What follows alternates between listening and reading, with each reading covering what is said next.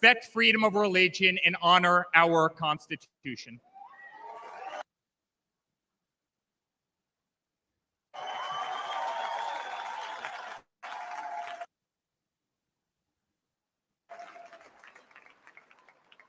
Okay.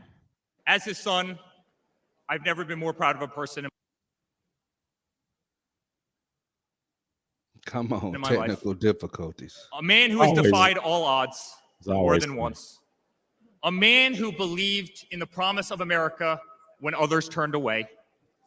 A man who saw a nation in need of a champion and answered that call with unwavering determination and courage. A man who survived a bullet that was intended to eliminate him permanently from our future and from our family. Never have I been more proud to be a Trump. Okay.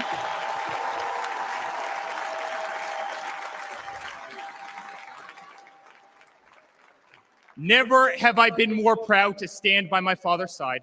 Yeah. I remain incredibly honored to be part of this journey, a journey with all of you, a journey to save the greatest country on earth, a journey with the most incredible people I have ever met. Dad, Get personal. 5 days ago, Laura, Luke, Carolina, and I held our breath as we saw blood pour across your face. By the grace of God, divine intervention, and your guardian angels above, you survived.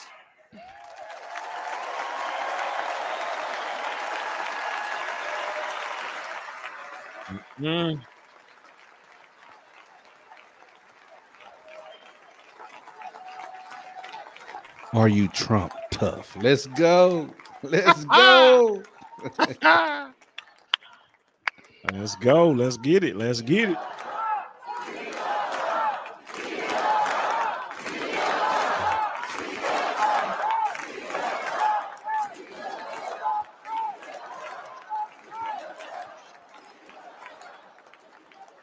You are the greatest fighter I have ever seen. You are strong, you are full of life, and you are unapologetic. Your optimism is contagious. Your backbone is unbreakable. Your conviction to fight for what is right and against all that is wrong is truly next level.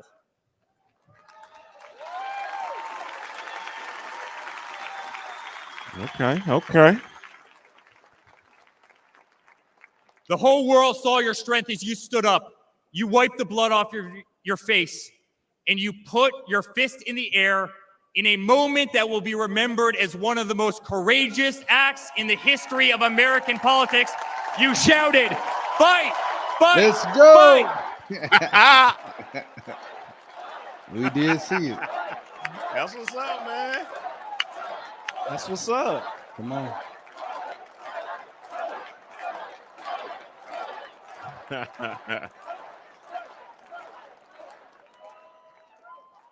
I'm honored to be your son.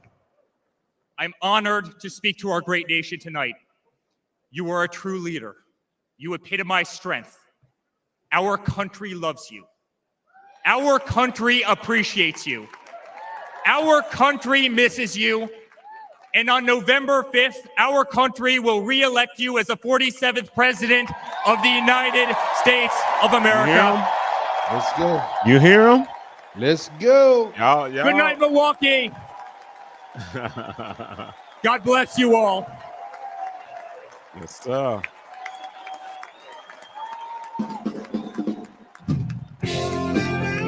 What you think, man? What you think? Eric Trump with a full-throated defense of his Pretty father good, pretty on the good. final night of the Republican National Convention. Judy Woodruff joins our gathering down here a little in bit. the booth. Judy, you've been talking to delegates But all day. yeah, What have they yeah. been Just telling get you them about what energized. occurred Let's this go. past Yeah, week? get them energized. And I'd love to get your reflections on what we just heard there from Eric. I don't even know how to I'm even glad think to share what the about. delegates are saying, although Hang I on, have let to me say turn we're down all sitting just a here tad. thinking Well, about I'm just what we gonna just mute heard. it anyway. But I just don't know how if you really think about it, you know, the sons, they have spoken, you know, about him throughout the week and everything, and everybody else has. And to be that son to know that your dad was almost gone. You know what I mean? Yeah. Almost gone. It was a split second. I mean, turned his head to the right and just, but it's so crazy. I mean, split second. So I think this is what I'm thinking before he gets up there. I'm thinking he's going to have a humble way of talking versus what we used to, hearing from Trump. He's going to have a humble way because this is a way to kind of, shake up things and put everything in perspective. You know what I mean? Like what's really important.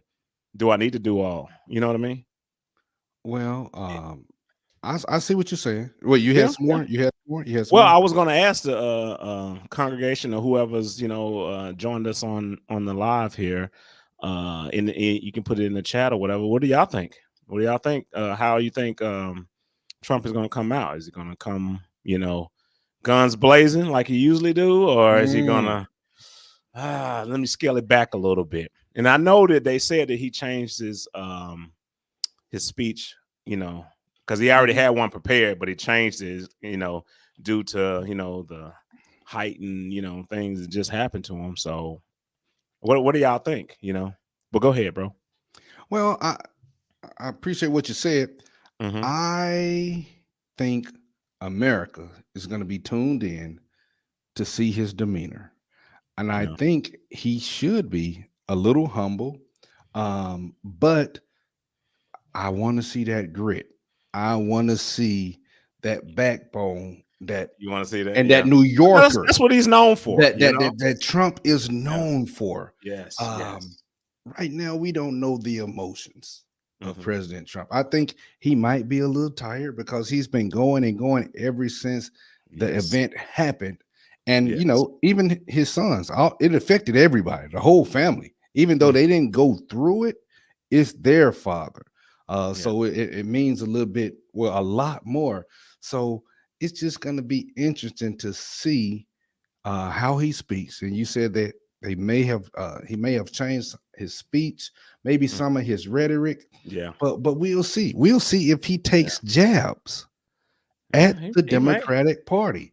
He He may. may. I think it might be subtle. He's not Yeah. known for being subtle, but he's known for that blunt rawness. Will we see that? You say he's gonna calm it down a little bit. As I think you're gonna take. he I think you're gonna should. take his foot off the pedal a little bit. And that'll be cool. But Yeah.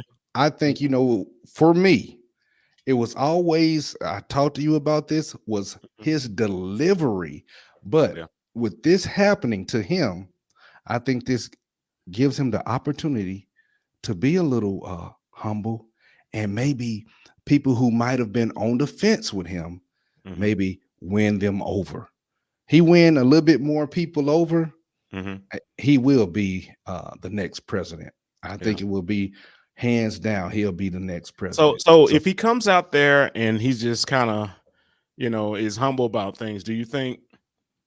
And he does that throughout, his campaign up until November. Do you think that will draw some of those, make people jump ship? You see what I'm saying?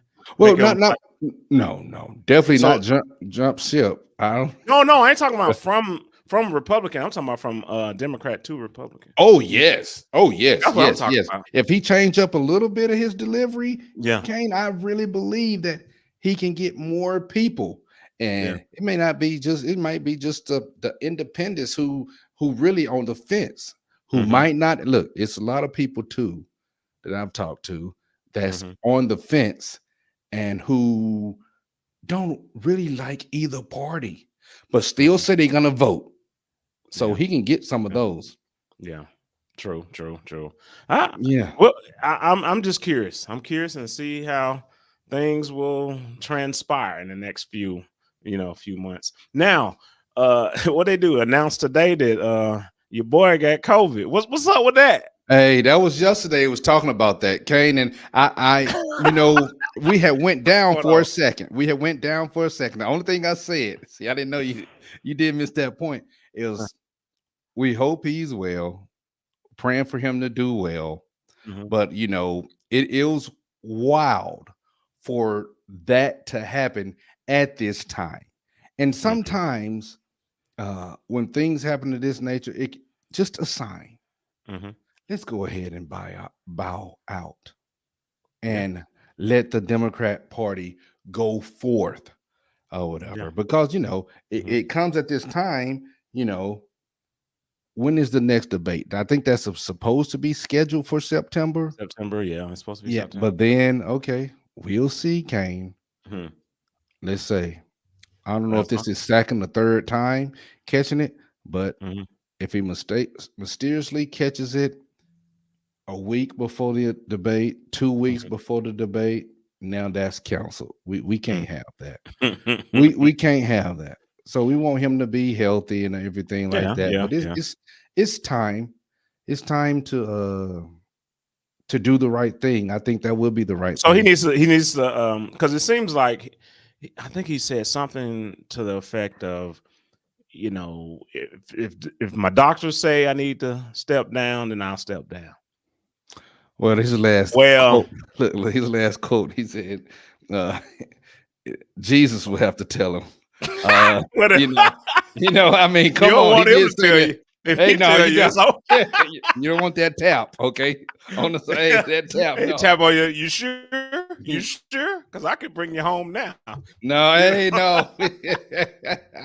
I'm telling you. No. So I'm telling you, man. But so it's going to be interesting. I think he may just drop out. But let's say, for instance, he does drop out. Let's say this weekend or in the next few weeks, or they have to make a decision. He has to make a decision in the next few weeks, whatever. Definitely. But let's say he does say, you know what, I'm gonna step down. I'm not gonna move forward. Then wouldn't it be obvious to go ahead and have Kamala move right into that slot? Now, do you see your face? No, I'm just saying, wouldn't it be obvious to have her right into that slot? So one, she don't have to talk to Vance. She don't have to deal with that debate. And two, that she's been in the position of vice, so it's only right to move her right up. Because if they look over her, then they saying that she's less than of. Right. Well, Kane, even with you answering that question and the big smile, the jovial smile on your face says it all. Okay. It is total disrespect, but I don't think slap in the face. The Democratic Party is confident in just elevating her to the next slot. Now, if during this time when President Biden, if something had happened to him and he really couldn't do any of he lost all faculties, let's say that, and then she would automatically have to go up or whatever. It's because it's right in the term. But now the Democrat Party don't have, it doesn't seem like they have confidence in her abilities to win an election against. So if this was to happen and he needs to step down, she would have to step down with him, and she just wouldn't be that number two to this next person. Well, or would they find a whole different person? Probably will have to. I don't know how they would do how they would do that because she is the vice president. That don't mean just replace her. Well, I mean, it is an election, so and she was with Biden. She have to serve out her term. She'll finish out. She'll finish out the rest of this year or whatever, and then inauguration in January. But we don't know. It'll be a who's who of candidates. I mean, come on. What you describing? This seems like something off of a movie. I mean, for real. Yeah, you couldn't script something better than this. Oh my goodness, man. And that's because they don't have their ducks aligned in a row. The next person to come up. Okay. They didn't prep her well, and we done had she ain't been doing nothing, man. That's how I know, but we have many discussions about we the got vice video president about it, man. Yeah, we talked about her. Y'all can check that out. Yeah, check it out, man. It's about because I think at the beginning, you remember Biden gave her the border, right? And then you were just all about no. She was blocked. She was set up. She was set up. She was set up, people. That's what I'm going to tell you. She was set up because if no president maintained the border or made The only person that was doing something was President Donald Trump. Okay, that was it. He was doing what he could do, what they allowed him to do. Yeah. All right, and then the Democrat, it was just open. Let's just say that open. So many people coming through. Only in the end, when these elections started getting close, that they started, okay, we need to, for their safety, put some more of the wall up. They could have been doing that the whole entire time. The whole time. Why stop it? Well, come on. It's just not a good look as far as what the politics of the Democratic Party. For safety? I'm saying the politics of the Democratic Party. Okay. Man, whatever. But now, hey, let's see. And this was my argument with Kane, congregation. If the vice president, you gave me the border, I'm the border czar. Yeah, I'm gonna start putting that wall back up. Well, that's you. That's not her. Did she ever say if she say that? We don't know that. This behind closed doors. We would never know this. But if you gave me the job, ever promoted that? Even during the debates, have she ever promoted that? No. When she wanted to be the president, but we don't know. No. I'm just gonna say no. I'm just giving you a political hypothetical.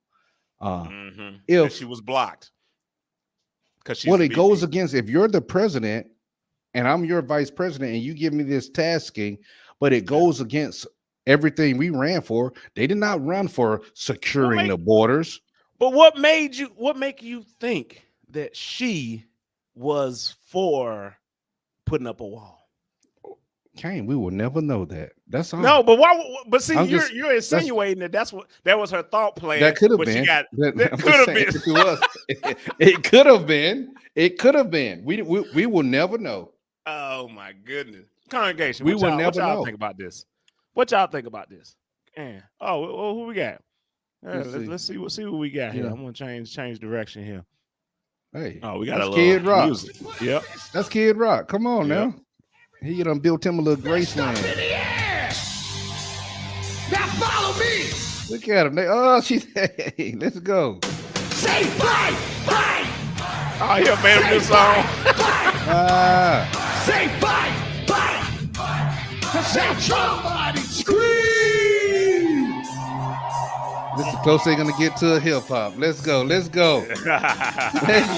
Cause I'm back with the beaver hats and Ben Davis slacks, 30-pack of stroll, straight rock and roll. No roll game in the propane flow. The chosen one, I'm the living proof. Look at that old JD. You see old JD? He's trying to do something. You know what? Critics best and did not start when I said yeah. I'm going platinum, selling rhymes. I went platinum 7 times. Still they ill and want to see us fry. I guess because only God knows why.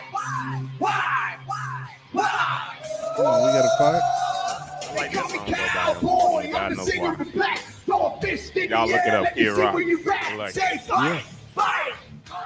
Go ahead. We got grandmamas out there going. Let's go. Fight. I say Trump. We taking off. Okay, let's go. All right. I like ACDC and ZZ Top. We'll see this beasties and the kings of rock. Skinner, Seeger, this give you Run DMC vibes. Walk this way. Show Jones, yeah. Pass that bottle of Brown. Got the rock from Detroit, the soul from Motown. The underground, straight Detroit pimp. With tracks to Mac and slap back to back. Never gain no pay, I don't play with ass. Well, watch me rock with Liberace flash. Rock the Clash. I don't know if the crowd is liking this. Yeah, but it's all I right. think they need something a little country or something. I don't know. Yeah. They call me cowboy. I'm the singer of the black. They don't like this right here. Let me see where you at. Say fight. What y'all think, congregation? You think that? You know, Fight. I mean, it's not bad. no, it's not. Kid doing his thing. That's when you playing to just a different crowd. American badass. Watch me, kid. You can roll with rock or you can. Hey, hold up now. What is that? What is that? Rock this place all super fly. Living double wide. Hey, if he was doing that for the Democrats, they'll be rocking right now. Let's go. Long hair swinging, middle finger in the air.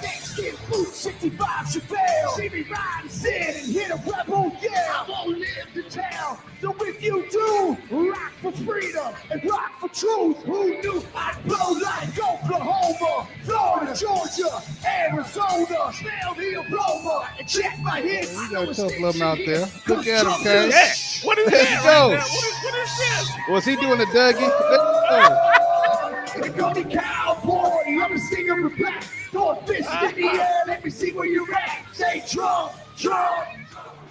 Say Trump, Trump. So do you think Trump is working his way back to the back so he can come out? Yeah, Say probably so. Trump, Yeah. Trump. It's about that time. I need to hear you out in the neck. One more time. I'm a cowboy. He trying to get them hype. He Say trying. Trump, Trump. Yeah. From side to side, from front to back. Come on, Trump, Trump. I put Detroit City back on the map. We sing Trump, Trump. Kid Rock's in the house. This is where I'm at. Ladies and gentlemen, get ready for the most patriotic American badass on earth, President Donald J. Trump. But first, another American badass, my brother, Dana White. God Hey, yeah, look at it. What to tell you about what in the UFC? Let's go. We brand building big time. Let's Oh, go. my goodness. Come on, man. Mm. That was Kid Rock performing an updated version of a song called American Oh, Bad. man. Can I say the word? No. Oh, Just gonna leave it there. No. come on, be a bad. Like, Let's go. No, don't say I'm it. really glad I Come on, checked. PBS. Some They updated gotta get hype. lyrics there, and also worth noting, Judy Woodruff, as I turned to you for a question about Kid Rock, was that he changed some of the lyrics in there. There's a call and response moment in which he says, yeah, he changed that to fight, echoing, of course, the words that Donald Trump said when he put his fist in the air after the shooting in Butler County. This whole night is clearly a pitch for the suburban housewife, right? I mean, All right, you know, Come on, they got to General plus a little bit. outreach. Come on. yeah. I wonder what they Okay, said on right. Fox. Come on, that was all right. That was all right. Yeah, not You know, bad, not bad. And then they're What y'all gonna have think? Dana White come out there. Come on. Yeah. Yeah. You know, I was saying I wouldn't be surprised if Trump, if they can do it, go to he's known to go to UFC fights, because he liked the gladiator, the fight of the men and women that's part of the USC. And Dana White is a person that speaks his mind regardless of what people think, same as Trump. Yeah. So that's pretty good right there. We have to see what he says. We'll tune in. Is that him? Hold on. Okay, let's see what it. I'm Let's bring it go. up here. Come Let's- on, let's you bring it got up. to. Yeah, that's Dana White. Let's go. As usual, there was no pressure, no demands. He asked me as a friend, and of course I said yes. Let's go. Then, after I accepted his offer, he sent me a text message, and I just want to read to you a little piece of what President Trump wrote to me. Oh, Dana, I'm so honored that you will be doing the introduction at the National Republican Convention. Okay. Think of it as the biggest fight you ever had, a fight for our country and even the world. I only wish you didn't have to interrupt your family trip, but I hope they understand they love you and they know how important this is. Okay. Come on, Okay. this is a Okay. great Now think about opportunity, this. man. This Yeah. man's running for president of the United States. He's fighting for the future of this country, and he's concerned about interrupting my family trip. That's the President Trump that I know. A man who truly cares about people. The mainstream media likes to push the narrative that he doesn't care about anyone but himself. I absolutely know that's not the truth because I've been friends with this guy for 25 years. And for the people who know me, they'll know this is true. I just want to make something very clear. Nobody in the Trump campaign has ever told me what to say. Nobody tells me what to say, and I'm nobody's puppet.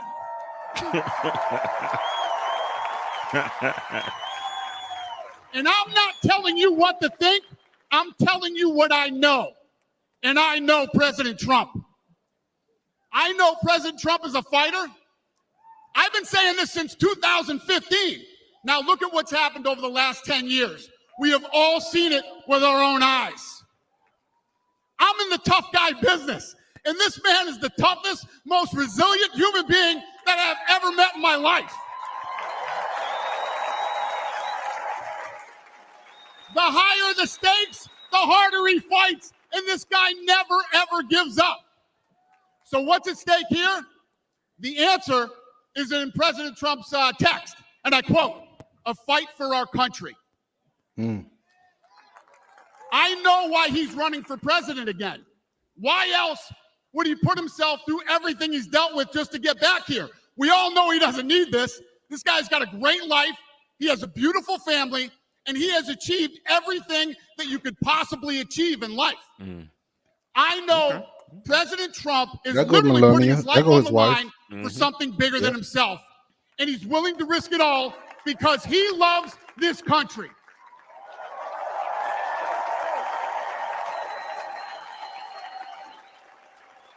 And I know he wants what's best for the American people, all American people. I know he's running for president to save our American dream. I'm living the American dream, and I know the American dream is very real. Whether you were born in this country or came here from someplace else, this is the last real land of opportunity. Okay. The Thundercat. President Reagan once said, government's first duty is to protect the people, not run their lives. And if you're buried in government red tape, how will you ever start your own business? If you're struggling to pay your bills, how can you ever afford to start a family? And if you don't feel safe in your own town, why would you ever buy a house? I know that President Trump is fighting to save the American dream, and that's what's at stake in this election.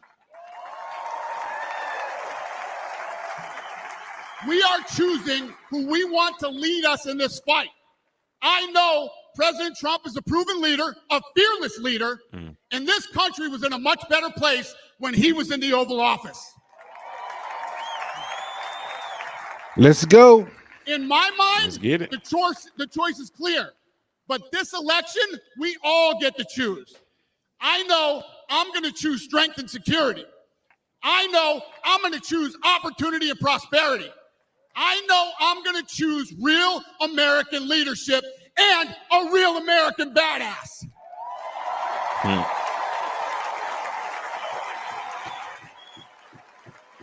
And I'm not telling you what choice to make, and I'm not telling you what to think. I'm telling you what I know. I know America needs a strong leader, and the world needs a strong America. I know Donald J. Trump is the best choice for President of the United States. My fellow Americans, it is my honor to introduce the 45th and soon to be 47th President of the United States, Donald J. Trump. Hey, let's go, baby. For sure. Oh, somebody stole it from me. Let's go. Ow. It did it for you. Let's go. Come on. Okay.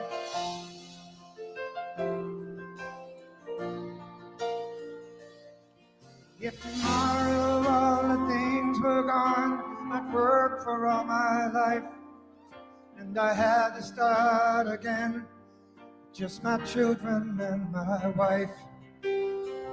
Thank my lucky stars to be living here today, 'cause our flag still stands for freedom, and they can't take that away. And I'm proud to be an American, where at least I know I'm free. And I won't forget the men who died, who gave that right to me. And I gladly stand up next to you and defend her still today. 'Cause there ain't no doubt I love this land. Sing it. God bless the USA. Go ahead. There you go. Yeah. Uh-oh. Yeah, let's go. From Minnesota to the hills of Tennessee. Let's go. What is going on here? Let's go. What we got going on on here? here? I feel like this is a video, baby. Let's go. Detroit to Houston. Hey.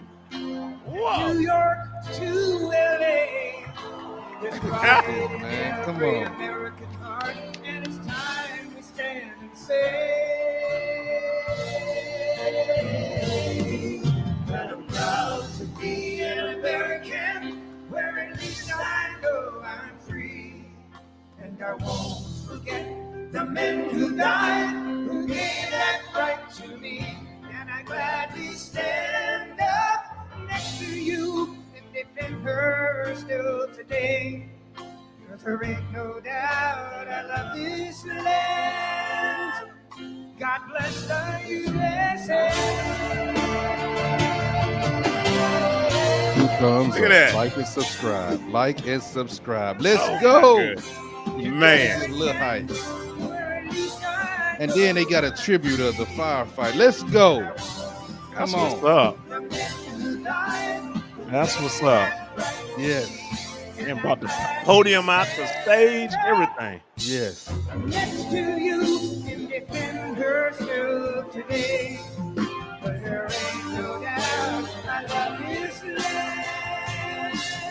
God bless Yep.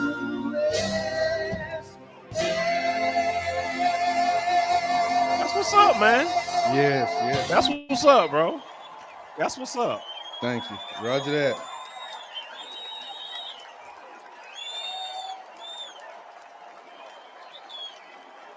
That's what's up. I like that. Oh yeah. You see how it changed? 1600 Pennsylvania Avenue. Come on.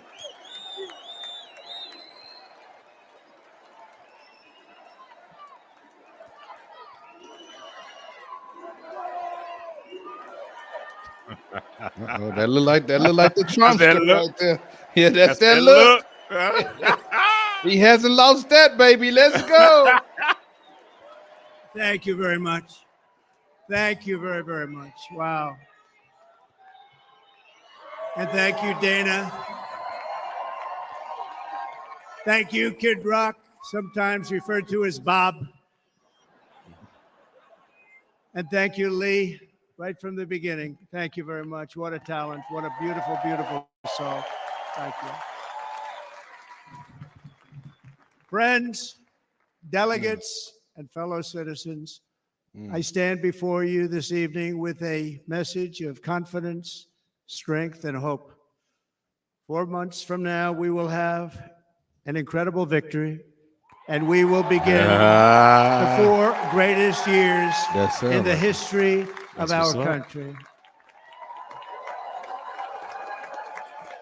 Together, we will launch a new era of safety, prosperity, and freedom for citizens of every race, religion, color, and creed. Amen. The discord and division in our society must be healed. We must heal it quickly.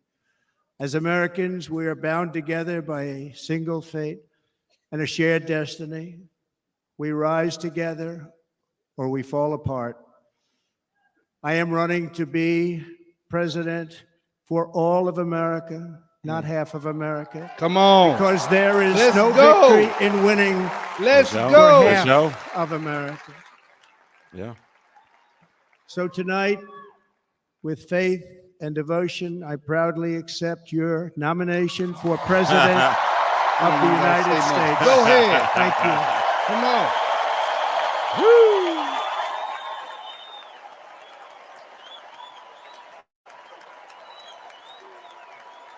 Fire Joe Biden, huh?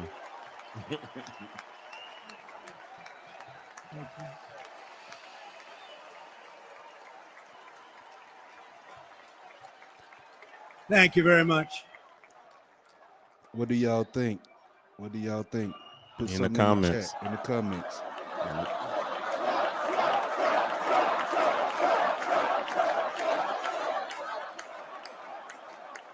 Thank you very much. And we will do it right. Come We're on. gonna do it right. Yes. Let me begin this evening by expressing my gratitude to the American people for your outpouring of love and support following the assassination attempt at my rally on Saturday.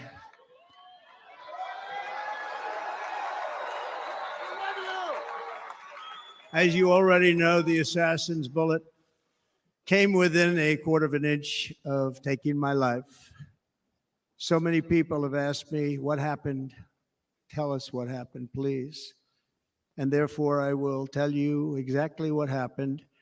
And you'll never hear it from me a second time because it's actually too painful to tell. It was a warm, beautiful day in the early evening in Butler Township in the great Commonwealth of Pennsylvania. Music was loudly playing, and the campaign was doing really well. I went to the stage, and the crowd was cheering wildly. Everybody was happy. I began speaking very strongly, powerfully, and happily because I was discussing the great job my administration did on immigration at the southern border. We were very proud of it. Tell your story. Tell your story. Behind me and to the right was a large screen that was displaying a chart of border crossings under my leadership. The numbers were absolutely amazing. In order to see the chart, I started to, like this, turn to my right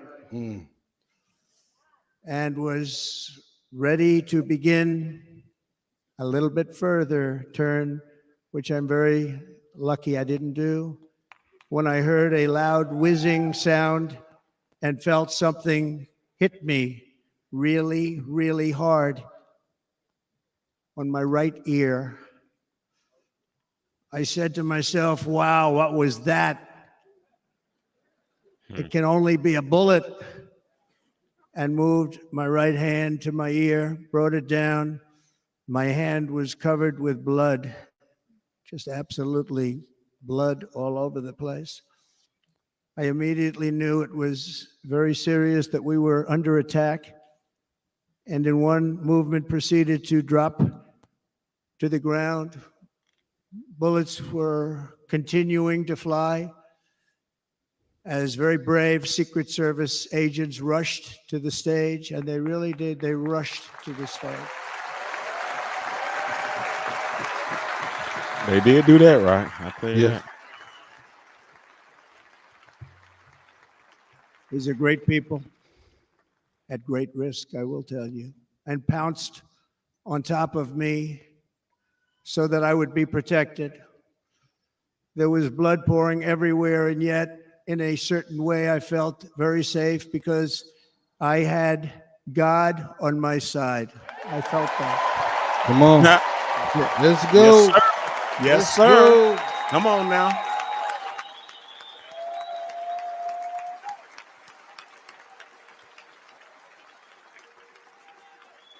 The amazing thing is that prior to the shot, if I had not moved my head at that very last instant, the assassin's bullet would have perfectly hit its mark, and I would not be here tonight. We would not be together. The most incredible aspect of what took place on that terrible evening in the fading sun was actually seen later.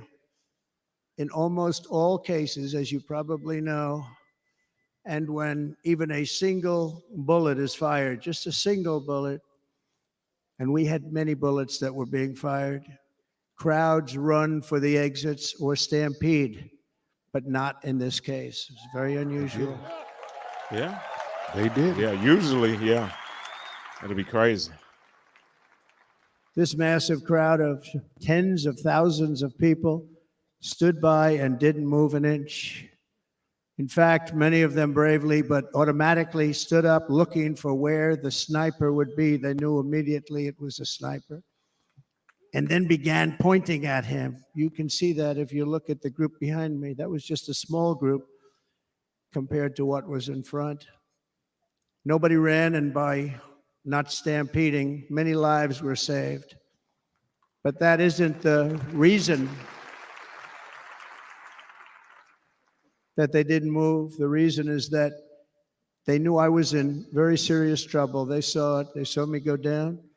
They saw the blood and thought, actually, most did, that I was dead. They knew it was a shot to the head. They saw the blood.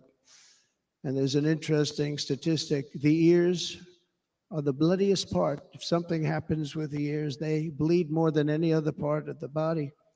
For whatever reason, the doctors told me that. I said, why is there so much blood? He said, it's the ears. They bleed more. So we learned something, but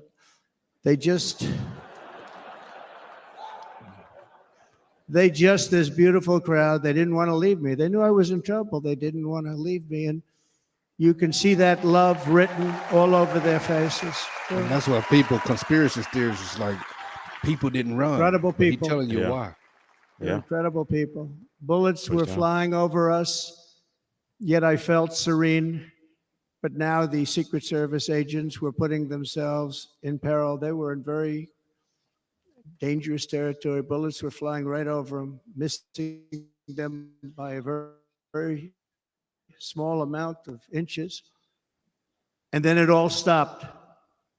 Our Secret Service sniper, from a much greater distance and with only one bullet used, took the assassin's life, took him out.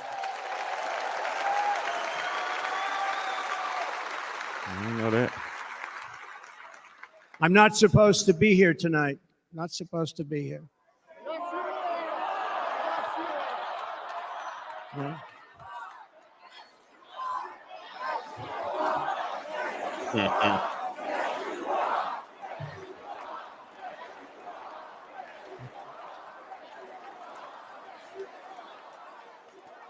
Thank you. But I'm not. And I'll tell you, I stand before you in this arena only by the grace Come on. of Almighty God. Come on. Amen. Let's go.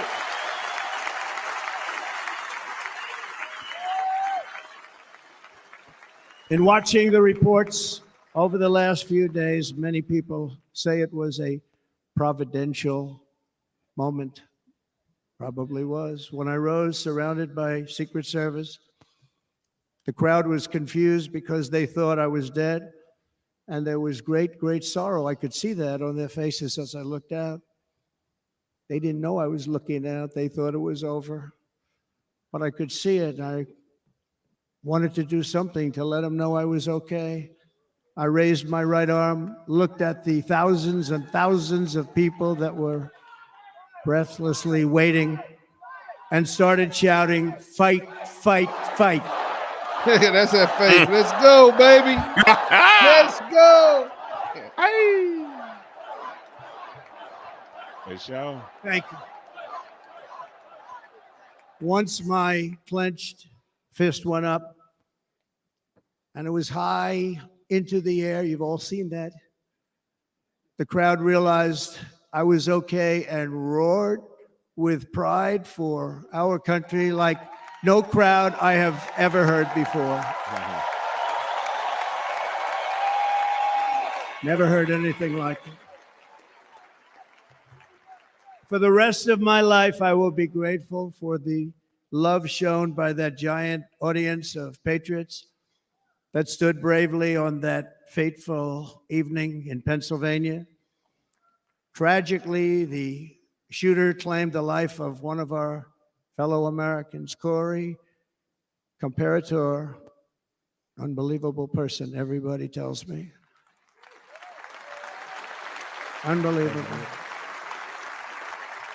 And seriously wounded, two other great warriors. Spoke to them today. David Dutch and James Copenhaver. Two great people. I also spoke to all three families of these tremendous people. Our love and prayers are with them and always will be. We're never going to forget them. They came for a great rally. They were serious Trumpsters, I want to tell you. They were serious Trumpsters and still are. But Corey, unfortunately, we have to use the past tense. He was incredible. He was a highly respected former fire chief, respected by everybody. Was accompanied by his wife, Helen, incredible woman. I spoke to her today, devastated, and two precious daughters. He lost his life selflessly acting as a human shield to protect them from flying bullets. He went right over the top of them and was hit. What a fine man he was.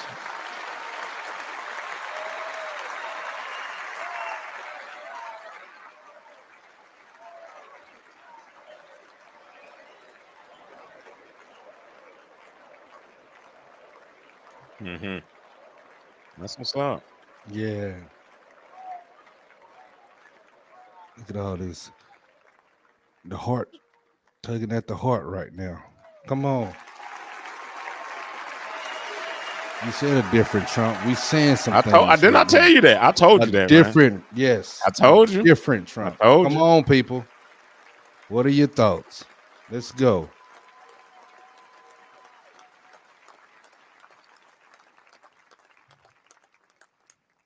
I want to thank the fire department and the family for sending his helmet, his outfit, and it was just something, and they're going to do something very special when they get it. But we did something which cannot match what happened, not even close. But I am very proud to say that over the past few days, we've raised $6.3 million. Wow. Wow. Wow. For the families of David, James, and Corey, including from a friend of mine, just called up. He sent me a check right here. I just got it. $1 million. Come on. From Dan Newland. Thank you, Dan.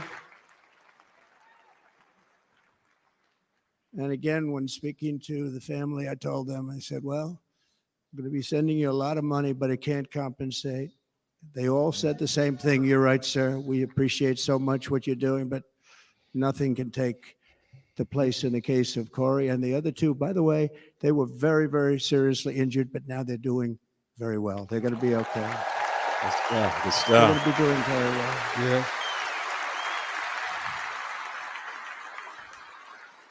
They're warriors.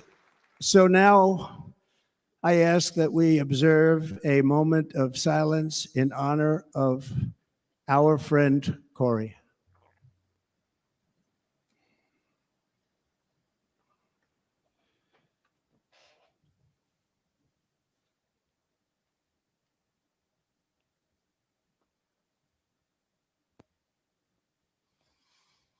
There is no greater love than to lay down one's life for others. Friend. Let's This go. is the spirit that forged America in her darkest hours. And this is the love that will lead America back to the summit of human achievement and greatness. This is what we need. Despite such a heinous attack, we unite this evening more determined than ever. I am more determined than ever, and so are you. So is everybody in this room.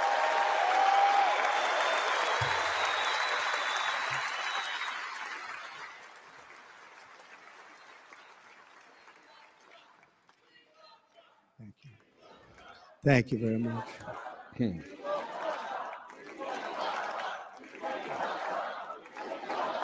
They got it on the same page, y'all. Come on. Same page, y'all.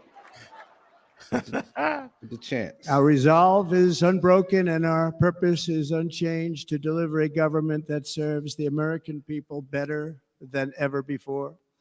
Nothing will stop me in this mission because our vision is righteous and our cause is pure. No matter what obstacle comes our way, we will not break, we will not bend, we will not back down, and I will never stop fighting for you, your family, and our magnificent country. Never. All right. There you go. And everything I have to give with all of the energy and fight in my heart and soul, I pledge to our nation tonight. Thank you very much. I pledge that to our nation. We're going to turn our nation around, and we're going to do it very quickly. Thank you. Trump, that's Trump. Mm-hmm. This election should be about the issues facing our country and how to make America successful, safe, free, and great again.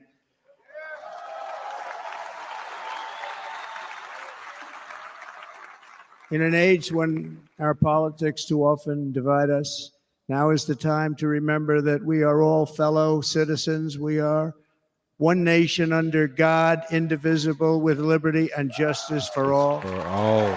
Let's go. Let's show.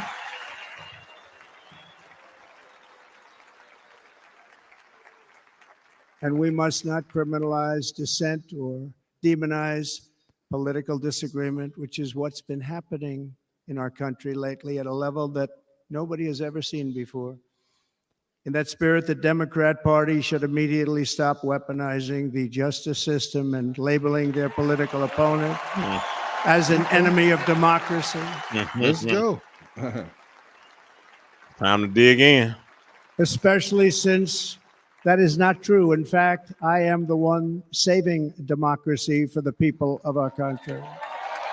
But he's still being subtle about it. Yeah. Yeah. I told you, man.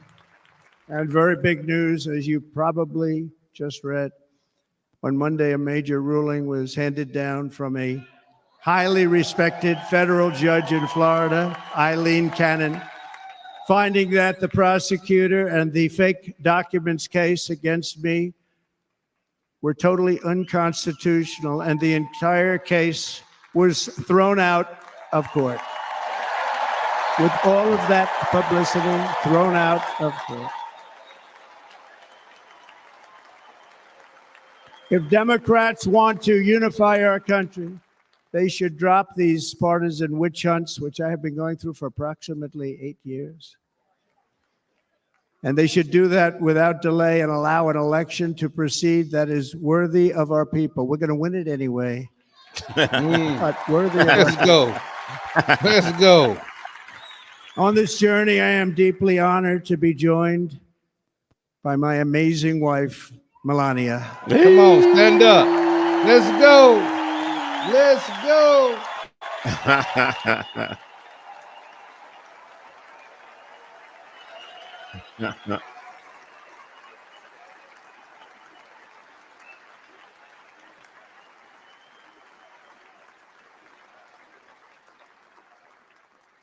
And Melania, thank you very much. You also did something really beautiful, a letter to America calling for national unity, and it really took the Republican Party by surprise. I will tell you, it was beautiful. Mm-hmm. In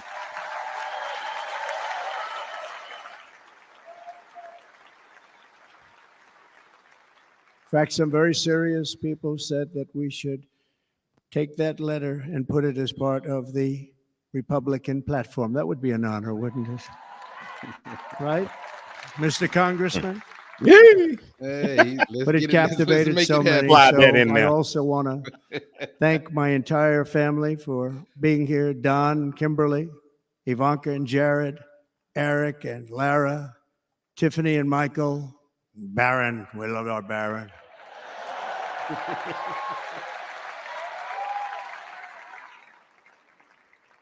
And of course, my 10 wonderful grandchildren. You saw a few of them up there on my lap before.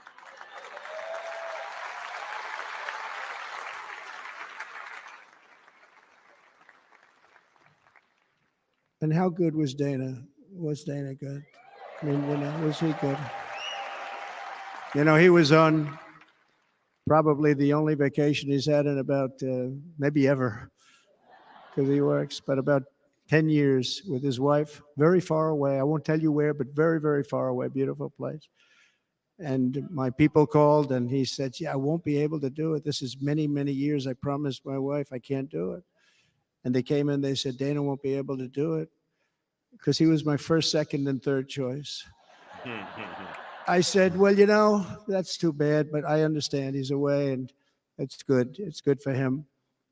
And that was it. About 30 minutes later, she came back in, sir, Dana just called. He's going to do it.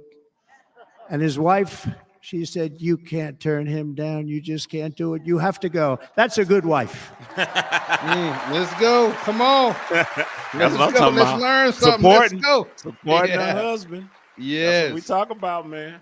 Yeah. So he got on a plane. He got here a little while ago. Now he's going to get on the plane in a little while, and he's going to go back home to his wife. But they're great, and I just want to thank her and him and their whole family, because that's not easy. And Kid Rock, same thing. Called, he said, I want to be a part of it. I want to be a part, because, Kid does his great song, Big, Big Monster song. I had no idea. He became a friend of mine over the last 10 years. And he's amazing. Everyone loves him. I didn't even know how big he was. He has rallies, 35, 40,000 people he gets every time he goes out. I think he's making so much money, he doesn't know what the hell to do with it. You want to know? And then we have my other friend that I've known him so long, and we took that song, and it was a big success, but we made that. I saw a chart of great songs to America. That was #1 on the chart recently, #1. So that's Lee Greenwood, very special, beautiful person. He's a beautiful man.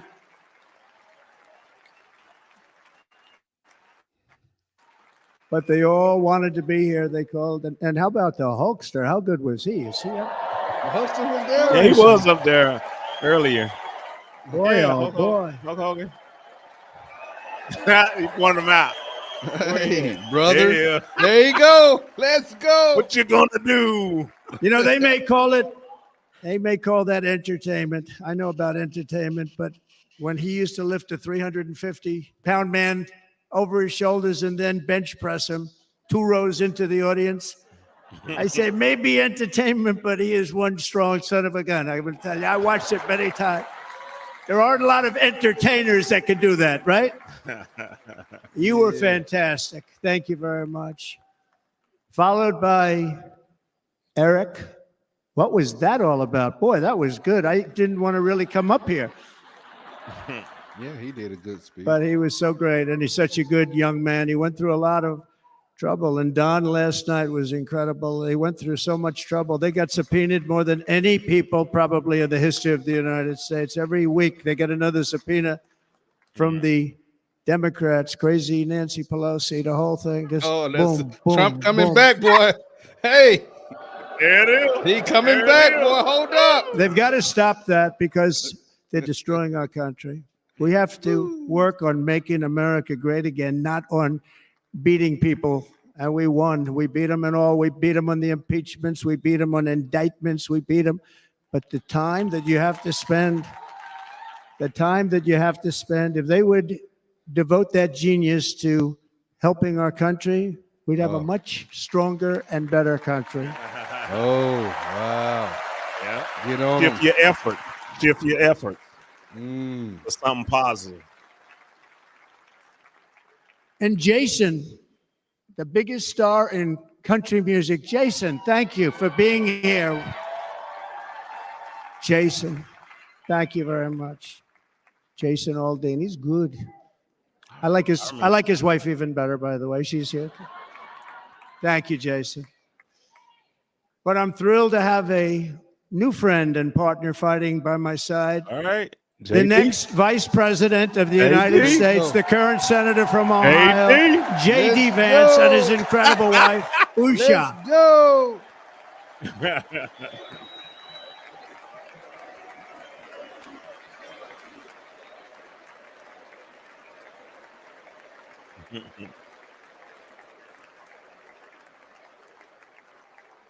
He's going to be a great vice president. He's going to be great. He'll be with this country and with this movement, greatest movement in the history of our country. Make America great again. When they criticize it, they say, we're going to try and stop MAGA. I said, MAGA is make America great again. What are you going to stop? There's nothing to stop. Then they say, oh, that's right. It's very tough to fight it. and all of the people that did try and fight it have failed. But he's going to be with us for a long time, and it was an honor to select him. Great student at Yale. His wife was a great student at Yale. They met at Yale. These are two smart people. So, JD, you're going to be doing this for a long time. Enjoy the ride. Yeah, you prepping them. I think you prepping them. Oh, yeah. Come on now. Yeah. Yeah, that's what it is. And a very special thank you to the extraordinary people of Milwaukee and the great state of.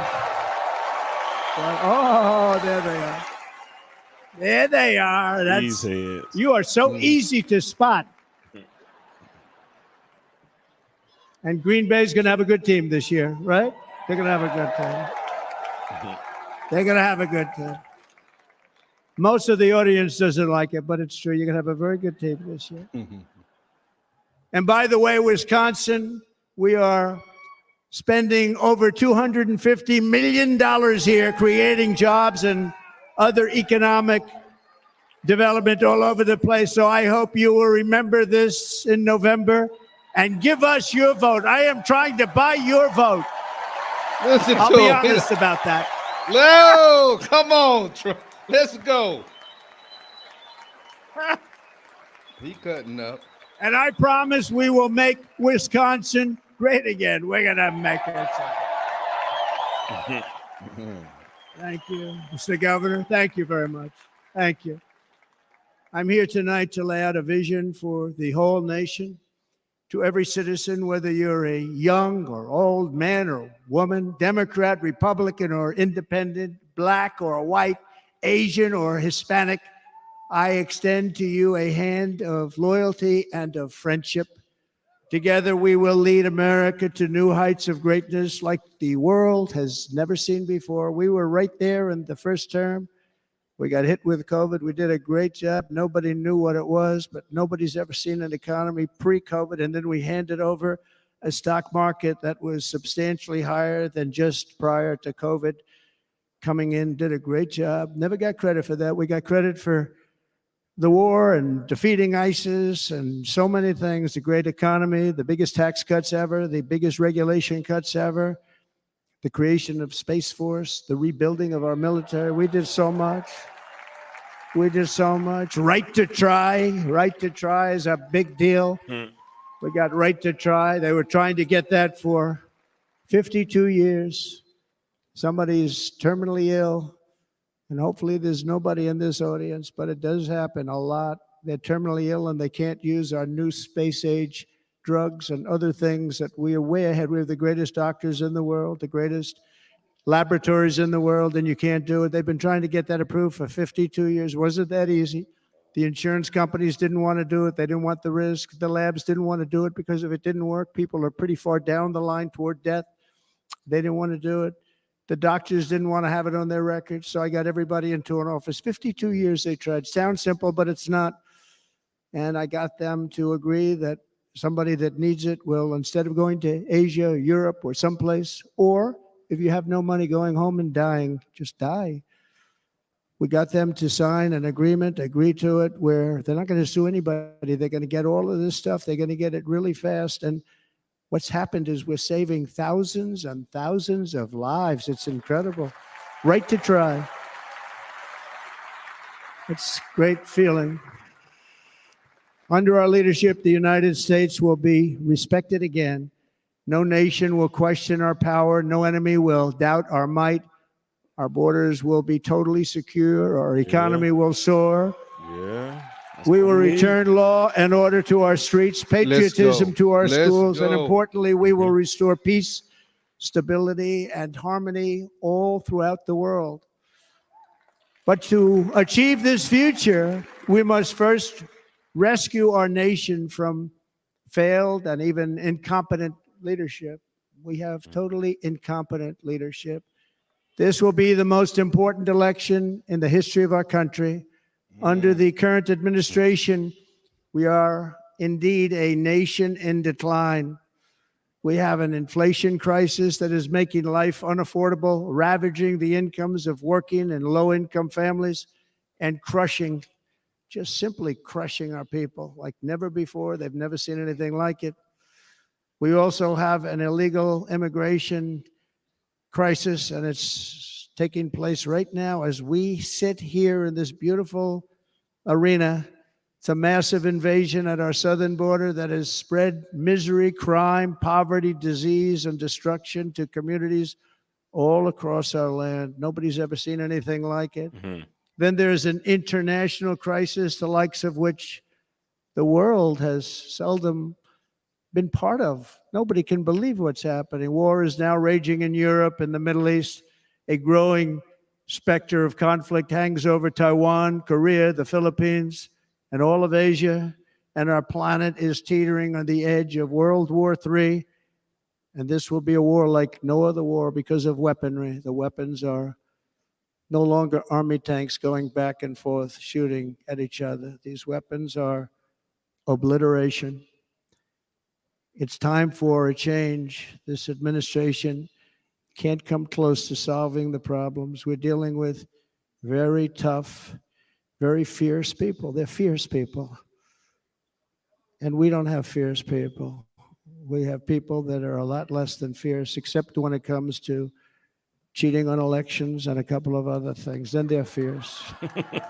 Then they're fierce. So tonight, I make this pledge to the great people of America.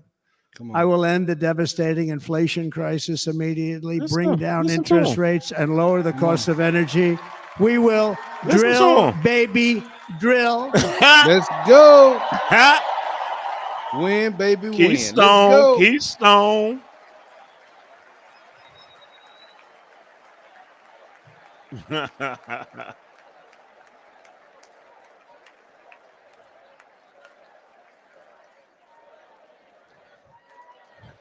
He already said it, man. Can you believe what they're doing?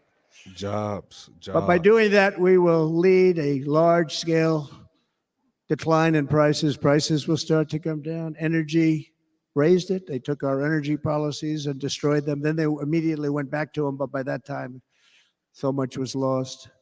But we will do it at levels that nobody's ever seen before. And we'll end lots of different things. We'll start paying off debt and start lowering taxes even further. We gave you the largest tax cut. We'll do it more.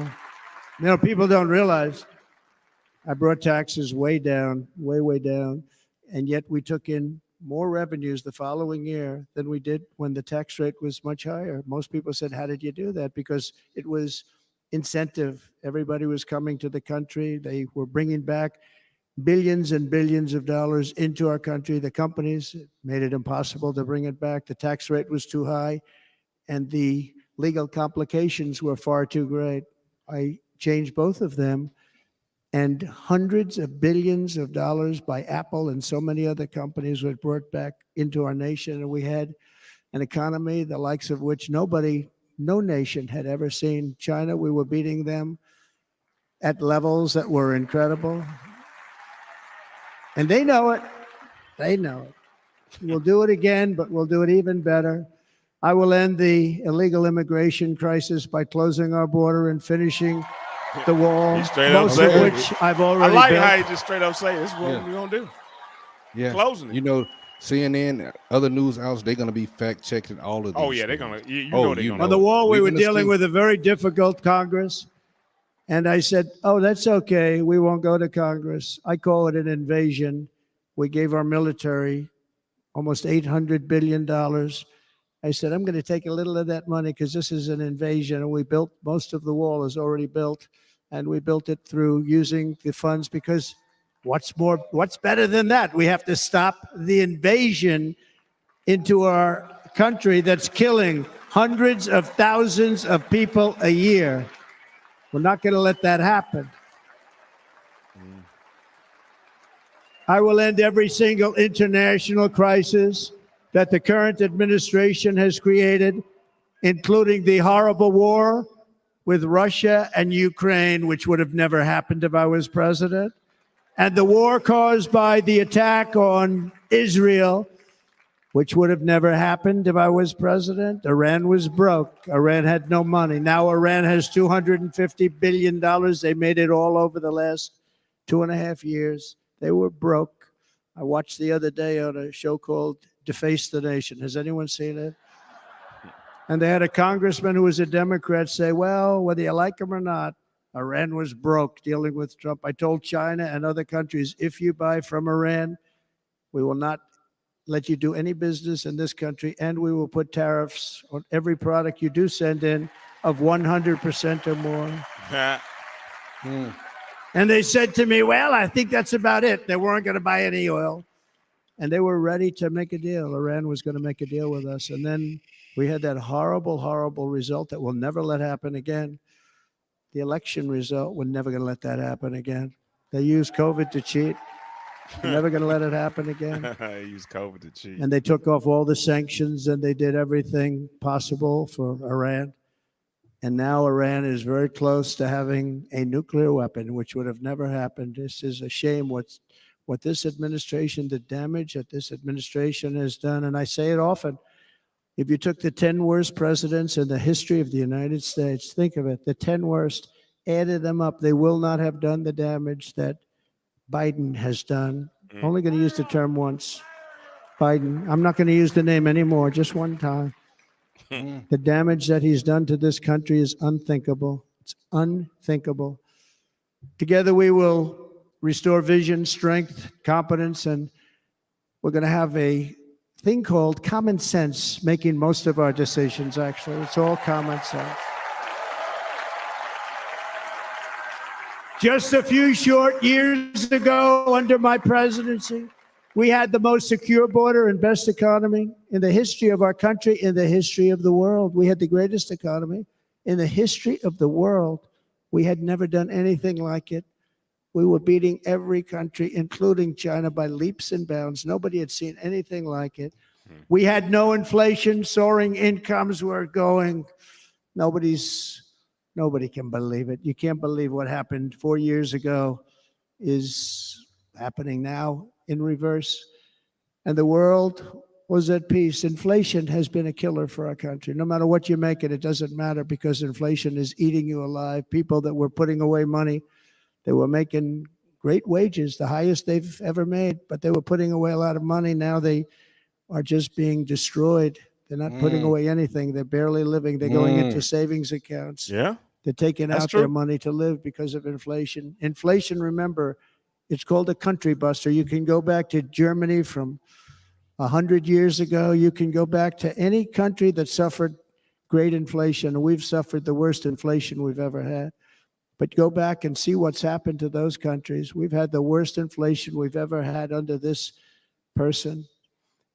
But in less than 4 years, our opponents have turned incredible success into unparalleled tragedy and failure. It's been a tremendous failure.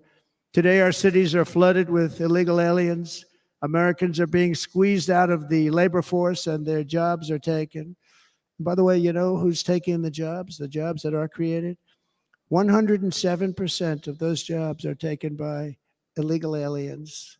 And you know who's being hurt the most by millions of people pouring into our country? Go ahead and say The it. black population and the Hispanic population, because they're taking the jobs from our black population, our Hispanic population, and they're also taking them from unions.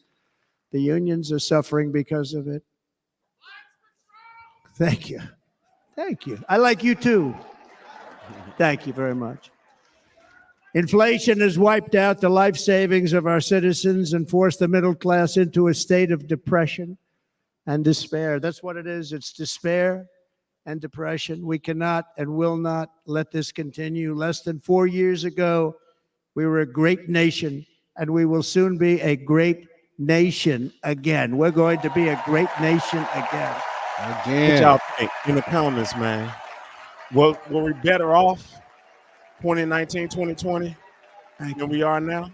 With proper leadership, every disaster we are now enduring will be fixed, and it will be fixed very, very quickly. So tonight, whether you've supported me in the past or not, I hope you will support me in the future, because I will bring back the American dream. That's what we're going to do. You don't even hear about the American dream anymore. Come on. No, you don't. You don't. With great humility, I am asking you to be excited about the future of our country. Be excited. Be excited.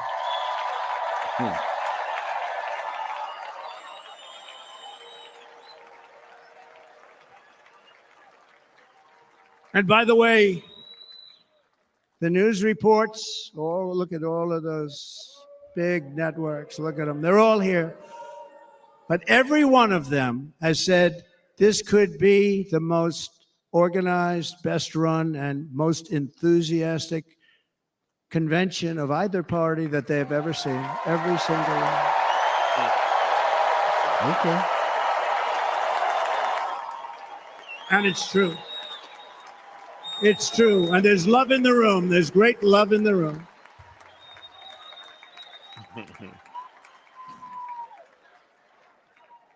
So I better finish strong. Otherwise, we'll blow it. And we can't let that happen. Now, this was great. All of the great people that spoke, and everybody hit a home run. I mean, there's not one that I can think of where I said, oh, gee, that wasn't great. Every single person. I refuse to be the only one. Don't do that to me. They're already getting ready. See, I gave them an idea. Now, this was a great convention. This was, I think we're actually going to go home and miss it. You know, usually with first of all, look at these crowds. You'd never have this at a convention. Look at these crowds.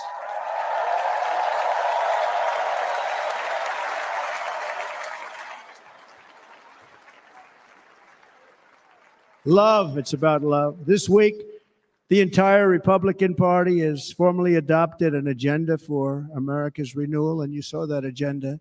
And it's very short compared to the long, boring, meaningless agendas of the past, including the Democrats. They write these things that are hundreds of pages long, and they never read them after they're done. In their case, fortunately, they don't read them because they're pretty bad. It's a series of bold promises that we will swiftly implement when you give us a Republican House. And Mr. Speaker, thank you very much. We have our great Speaker of the House with us tonight. Mr. Speaker, thank you very much. Thank you. A Republican Senate, we have many senators here. And send me back to our beautiful White House just a few short months from now. We're talking about just months. It can't come fast enough. We have to get it done. First, we must get economic relief to our citizens. Starting on day one, we will drive down prices and make America affordable again. We have to make it affordable. It's not affordable. People can't live like this. Right. Under this administration, yeah, I agree with that. Our current administration, groceries are up 57%, gasoline is up 60 and 70%, mortgage rates have quadrupled. And the fact is, it doesn't matter what they are because you can't get the money anyway. Can't buy houses. Young people can't get any financing to buy a house. The total household costs have increased an average of $28,000 per family under this administration. Republicans have a plan to bring down prices and bring them down very, very rapidly. By slashing energy costs, we will in turn reduce the cost of transportation, manufacturing, and all household goods. So much starts with energy. And remember, we have more liquid gold under our feet than any other country by far. We are a nation that has the opportunity to make an absolute fortune with its energy. We have it, and China doesn't. Under the Trump administration, just 3.5 years ago, we were energy independent, but soon we will actually be better than that. We will be energy dominant and supply not only ourselves, but we will supply the rest of the world. Let's go. With numbers that nobody has ever seen, and we will reduce our debt, $36 trillion.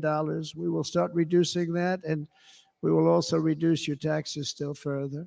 Next, and by the way, they want to raise your taxes 4 times, think of it, And all my life, I grew up watching politicians. I always loved politics. I guess I was on the other side. I'd watch and they were always talking about, we will give you a tax cut. We will give you a tax cut.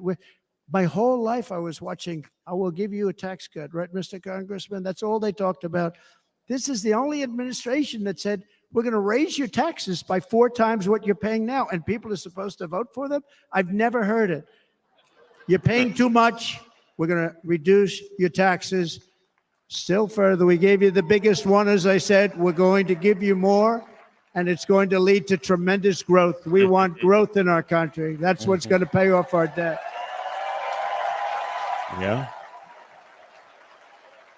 And next, y'all we will think? end the ridiculous and actually incredible waste of taxpayer dollars that is fueling the inflation crisis. They spent trillions of dollars on things having to do with the Green New Scam. It's a scam.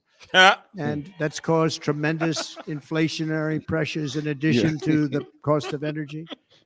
And all of the trillions of dollars that are sitting there not yet spent, we will redirect that money for important projects like roads, bridges, dams, and we will not allow it to be spent on meaningless green new scam ideas. Every year. Come on. Yeah. We know What y'all that. think about that? And I will end the electric vehicle mandate on day 1. Let's go. Let's go. Thereby saving the U.S. auto industry from complete obliteration, which is happening right now, and saving U.S. customers thousands and thousands of dollars per car. And right now, as we speak, large factories just started are being built across the border in Mexico. So with all the other things happening on our border, and they're being built by China to make cars and to sell them into our country. No tax, no anything. The United Auto Workers ought to be ashamed for allowing this to happen. And the leader of the United Auto Workers should be fired immediately. And every single auto worker, union and non-union, should be voting for Donald Trump, because we're going to bring back car manufacturing and we're going to bring it back fast. I would love to see that. Yeah. They're building some of the largest auto plants anywhere in the world. Think of it, in the world. We're going to bring it back. We're going to make them. We don't mind that happening, but those plants are going to be built in the United States, and our people are going to man those plants.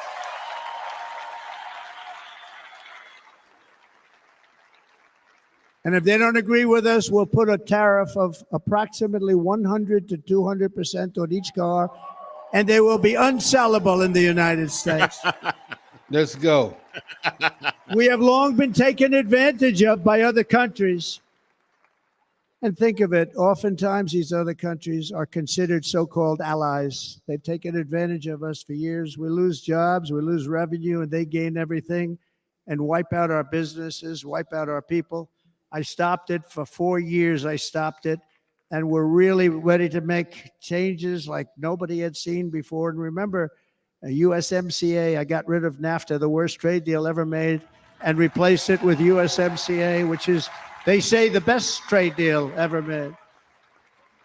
Actually, probably the best trade deal was the deal I made with China, where they buy $50 billion worth of our product. They were buying nothing. They buy $50 billion worth. They had to. But I don't even talk about it because of COVID. I don't even mention it, frankly, because of what happened with the China virus. That dude is back. He ain't playing. He letting you know still.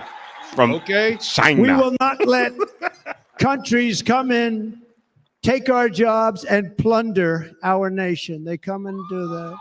They plunder our nation. The way they will sell their product in America is to build it in America. Very simple. Build it in America and only in America. Hmm.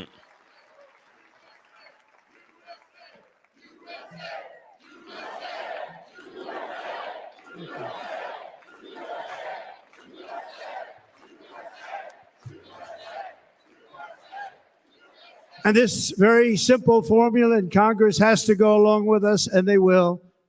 This very simple formula will create massive numbers of jobs. We will take over the auto industry again and many, many hundreds of thousands of jobs. We lost so many jobs over the years. If you go back 20, 25 years, they've stolen, going to China and Mexico, about 68% of our auto industry manufacturing jobs. We're going to get them all back. We're going to get them all back, every one of them. At the center of our plan for economic relief are massive tax cuts for workers that include something else that's turned out to be very popular, actually. Here it's very popular in this building and all those hotels that I saw that are so nice. I'm staying in a nice one. It's called no tax on tips. No tax on tips. No tax on tips.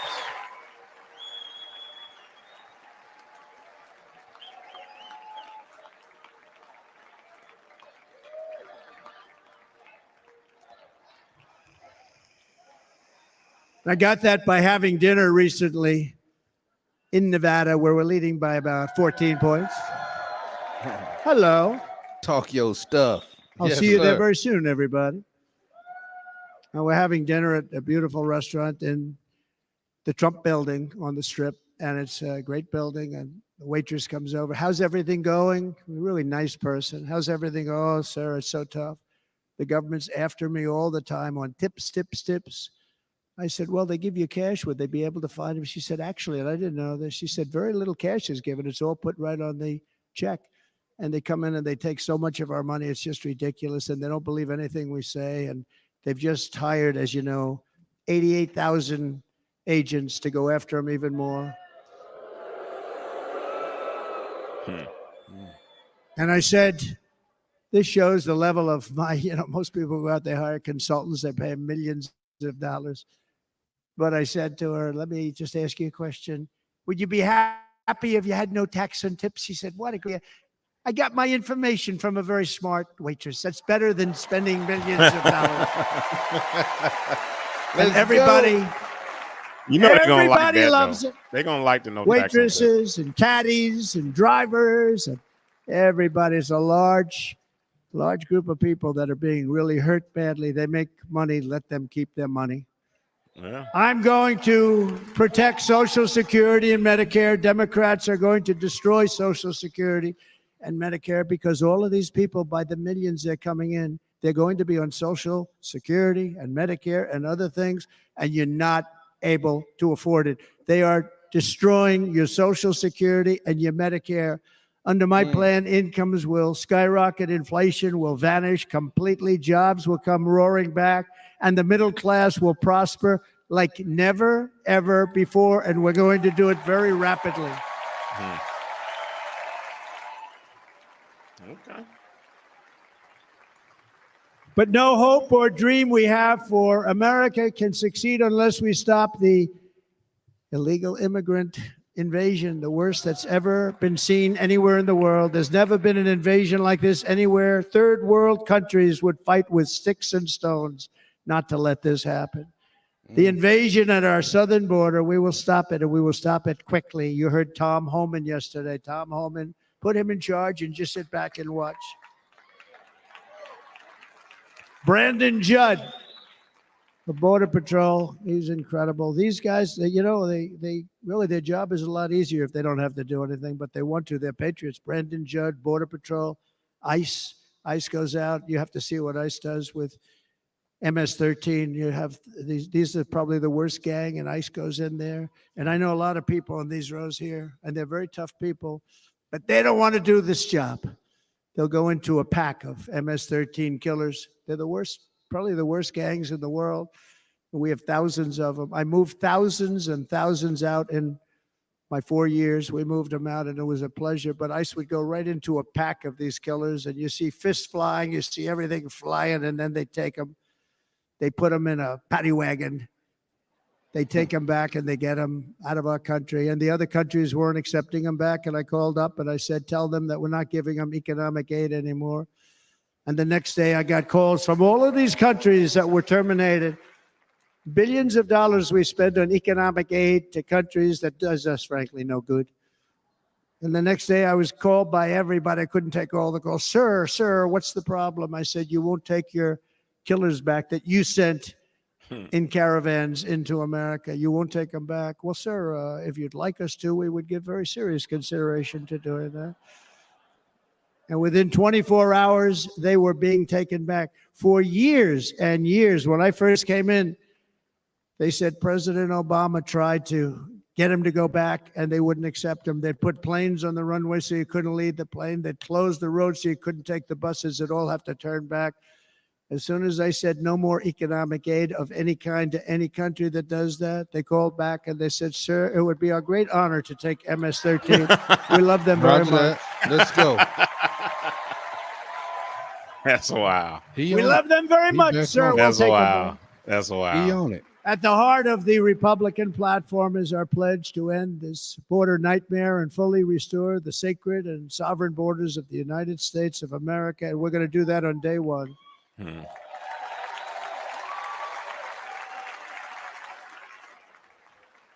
That means two things on day one, right?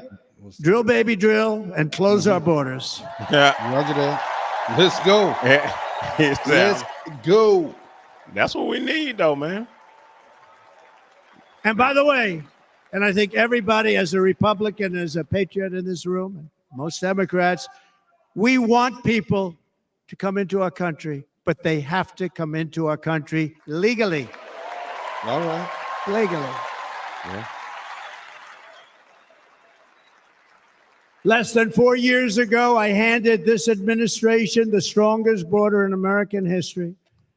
But you can see on the chart that saved my life. That was the chart that saved my life. I said, look it, I'm so proud of it. I think it's one of the greatest.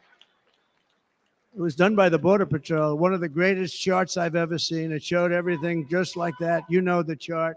Oh, there it is. That's pretty good. Wow. Last time I put up that chart, I never really got to look at it. Making jokes. Let's go. Yeah. But without that chart, I would not be here today.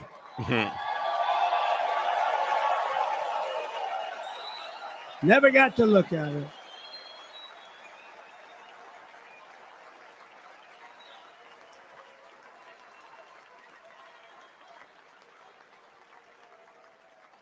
I said, you got to see this chart. I was so proud of it. And by the time I got to there, I never got to see it that day.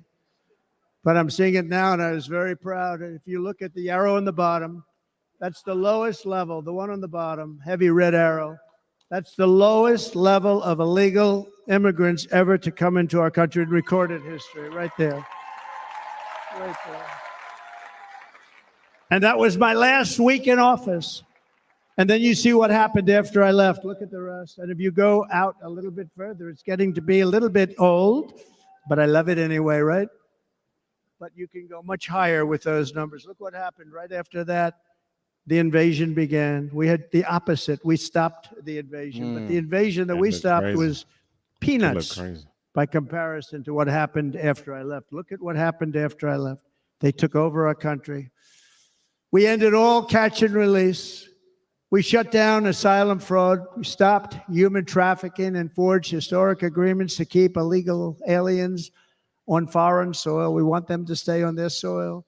Under the Trump administration, if you came in illegally, you were apprehended immediately and you were deported. You went right back. The current administration terminated every single one of those great Trump policies that I put in place to seal the border. I wanted a sealed border. Again, come in, but come in legally. You know how unfair it is? So many people, hundreds of thousands of people, have been working for years to come into our country. And now they see these people pour into our country at levels that are unprecedented. It's so unfair. And we're not going to do it. We're not going to stand for it. They suspended wall construction, ended remain in Mexico. We had a policy, remain in Mexico. You think that was easy to get from the Mexican government? But I said, you must give it to us. If you don't give it to us, there will be repercussions. And they gave it to us, but not easy. Canceled our Safe Third agreements. Demolished Title 42, implemented nationwide catch and release. That's catch and release, where we catch them and release them into our country. We catch them and release them into Mexico. There's a slight difference. and took 93. Wow, hey. This is the previous administration. 93 executive actions to throw open our border to the world. The entire world is pouring into our country because of this very foolish administration. The greatest invasion in history is taking place right here in our country. They are coming in from every corner of the earth, not just from South America, but from Africa, Asia, the Middle East. They're coming from everywhere. They're coming at levels that we've never seen before. It is an invasion indeed, and this administration does absolutely nothing to stop them. They're coming from prisons. They're coming from jails. They're coming from mental institutions and insane asylums. You know, the press is always on me because I say this. Has anyone seen Silence of the Lambs? Uh-oh. What? Yes. The late, great Hannibal Lecter. Uh-oh. He'd love to have you for dinner.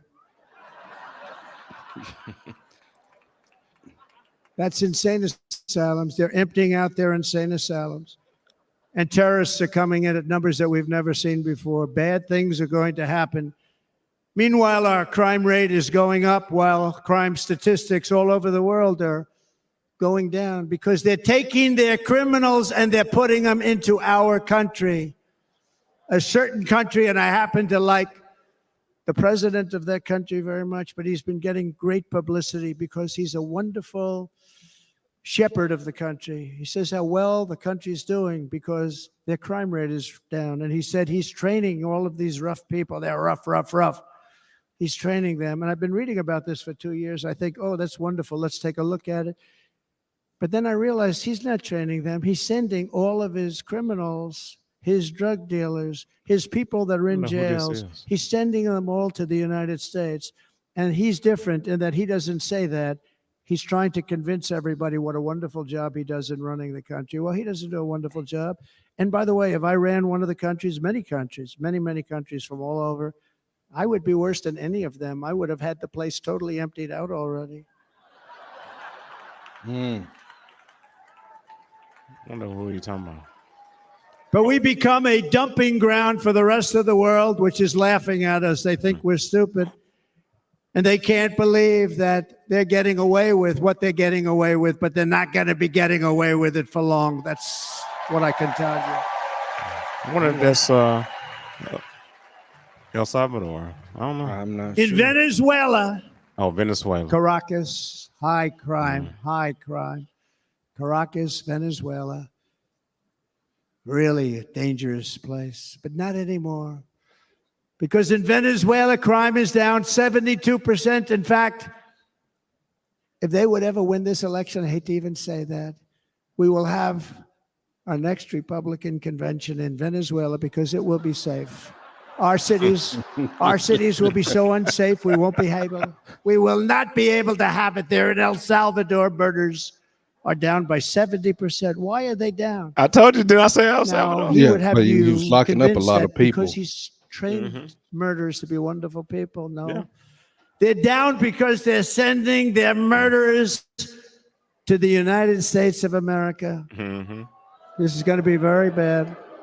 He calling them out. And bad things are going to happen, and you're seeing it happen all the time. That's why, to keep our families safe, the Republican platform promises to launch the largest deportation operation in the history of our country. All right, let's go. That's what we Let's need. Even go. larger We than need- that of President Dwight D. Eisenhower from many years ago. You know, he was a moderate, but he believed very strongly in borders. He had the largest deportation operation we've ever had.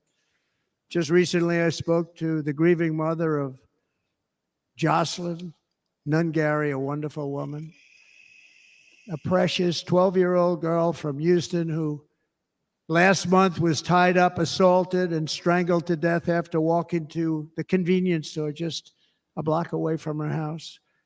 Her body was dumped near the side of the road in a shallow creek, found by some onlookers who couldn't believe what they had witnessed. Charged with Jocelyn's heinous murder are 2 illegal aliens from Venezuela who came across our border, were in custody, and were then released into the country by this horrible, horrible administration that we have right now. I also met recently with the heartbroken mother and sister of Rachel Morin. Rachel was a 37-year-old mom of 5 beautiful children who was brutally raped and murdered while out on a run. She wanted to keep herself in good shape. It was very important to her. She was murdered. The monster responsible first killed another woman in El Salvador before he was led into America by the White House. This White House let them in. He then attacked a 9-year-old girl and her mother in a home invasion in Los Angeles before murdering Rachel in Maryland. Traveled all throughout the country, doing tremendous damage. Rachel's mother will never be the same. I spent time with her. She will never be the same. I've also met with the wonderful family of Laken Riley, the brilliant 22-year-old nursing student. She was so proud of being first in her class, who was out for a jog on the campus of the University of Georgia when she was assaulted, beaten, and horrifically killed.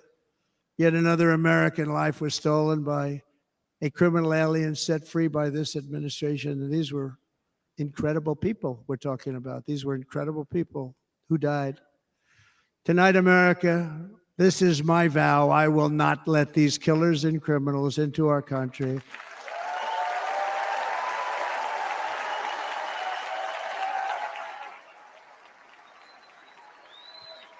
I will keep our sons and daughters safe. As we bring security to our streets, we will help bring stability to the world. I was the first president in modern times to start no new wars. You know, we were the toughest. We were the most respected. And you saw this. Hungry, strong country run by very powerful, tough leaders. Tough guy. Press doesn't like him because he's tough. And he came out recently. They were asking him at an interview, the whole world is exploding. What's happening? What's going on? Viktor Orban, Prime Minister of Hungary, very tough man. He said, I don't want people coming into my country and blowing up our shopping centers and killing people. But they said to him, tell us what's going wrong, what's happening, what is it? He said, there's only one way you're going to solve it. You got to bring President Trump back to the United States because he kept everybody at bay. He used a word I wouldn't use because I can't use that word, because you'd say it was braggadocious. The press would say he was a braggart. I'm not a braggart. But Viktor Orban said it. He said Russia was afraid of him. China was afraid of him. Everybody was afraid of him. Nothing was going to happen. The whole world was at peace. And now the world is blowing up around us. All of these things that you read about were not going to happen. Under President Bush, Russia invaded Georgia. Under President Obama, Russia took Crimea. Under the current administration, Russia is after all of Ukraine. Under President Trump, Russia took nothing. He can say it.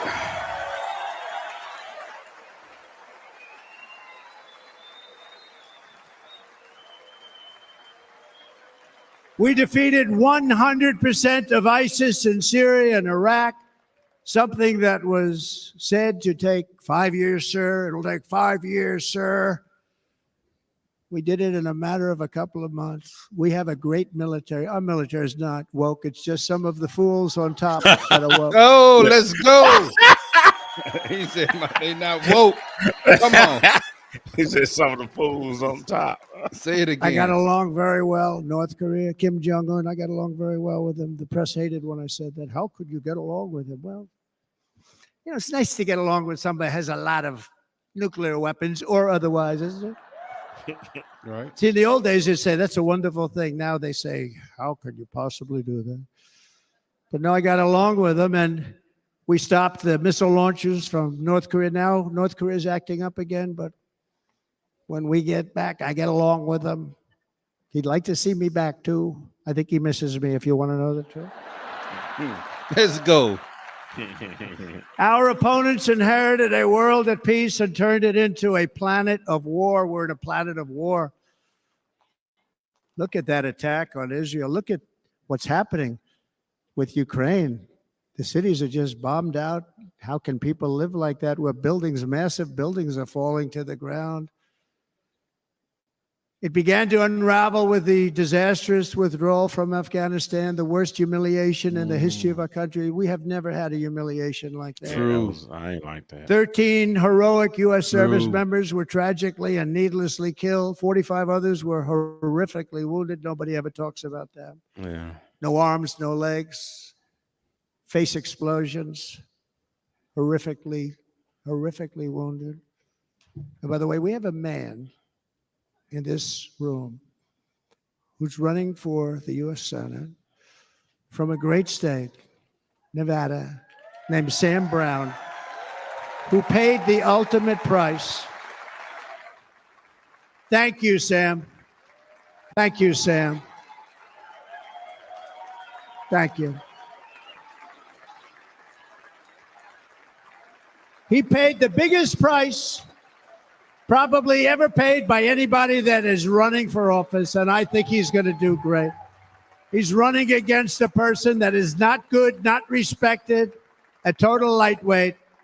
But Sam, I think, paid really, we were talking about it with some of the senators that are working so hard for Sam, but he paid the biggest price of any senator ever to run for the Senate. I don't think anybody's ever what he did. He was a real hero, a really great person.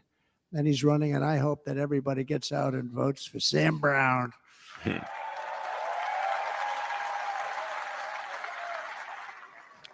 Good endorsement. And we also left behind $85 billion worth of military equipment, along with many American citizens were left behind. Many American citizens, emboldened by that disaster. Russia invaded Ukraine. They saw this group of people that were incompetent. We took the soldiers out first. No, we're going to take the soldiers out second. If they would have followed my plan, we had a great plan. But the plan only kicked in if they did everything perfectly, and they weren't doing things perfectly, so we said it doesn't kick in. 18 months in Afghanistan, we didn't have one, so they were killing them left and right, snipers. And I spoke to the head of the Taliban. You've heard this story. Abdul, still there, still the head of the Taliban. The press got on me. Why would you speak to him? I said, because that's where the killing is. I don't have to speak to somebody that has nothing to do with it. And I told him, don't ever do that. Don't ever do that again. Don't ever do that again. You got to stop. Because during the Obama administration, many great people and soldiers, but a lot of soldiers were being killed from long distance. I said, if you keep doing that, you're going to be hit harder than anybody's ever been hit by a country before.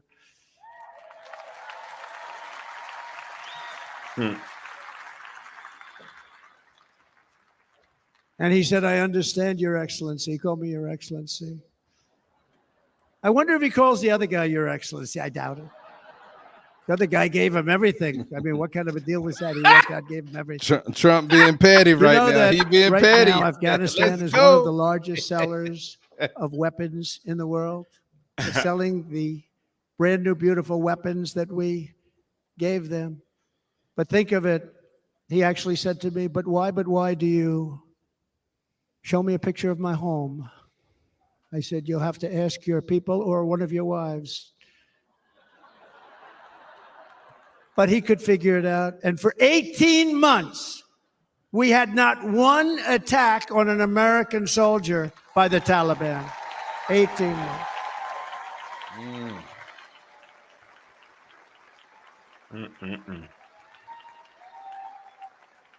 And then we had that horrible day where soldiers were killed. I was not there because of a ridiculous election. But we had that horrible attack. And they also gave up Bagram, one of the biggest bases anywhere in the world, air bases. You know about that, right? You know about there. Most powerful. I was there, yes. Hardened, thickened runways. We gave it up. And I liked it not because of Afghanistan. I liked it because of China. It's 1 hour away from where China makes their nuclear weapons. And you know who has it now? China has it now. We were keeping that. And now China is likewise circling Taiwan, and Russian warships and nuclear submarines are operating 60 miles off the coast in Cuba. Do you know that? No, the press refuses to write about it. If that were me running this country and we had nuclear submarines in Cuba, I will tell you that the headlines every day would be, what's wrong with our president? You don't even hear this. You're not hearing about this. Russia has nuclear submarines and warships 60 miles away, Mr. Congressman, from Miami, by the way, happens to be here. Correct? In Cuba. And that would not be stood for if it were somebody else. They don't want to mention it, but now maybe they will. And the entire world, Yeah, they will. I tell you this, we want our hostages back, and they better be back before I assume office, or you will be paying a very big price. Come on. Mm.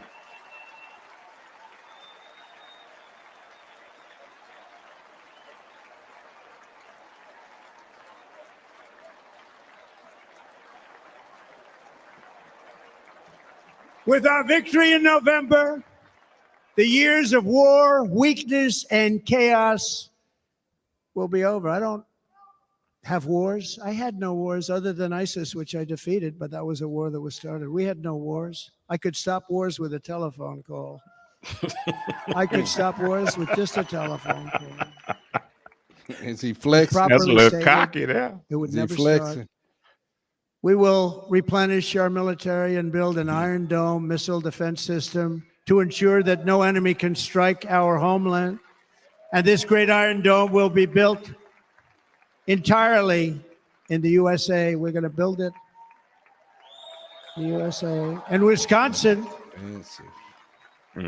Wisconsin, just like I gave you that massive ship contract, and you're doing a very nice job, Governor, right?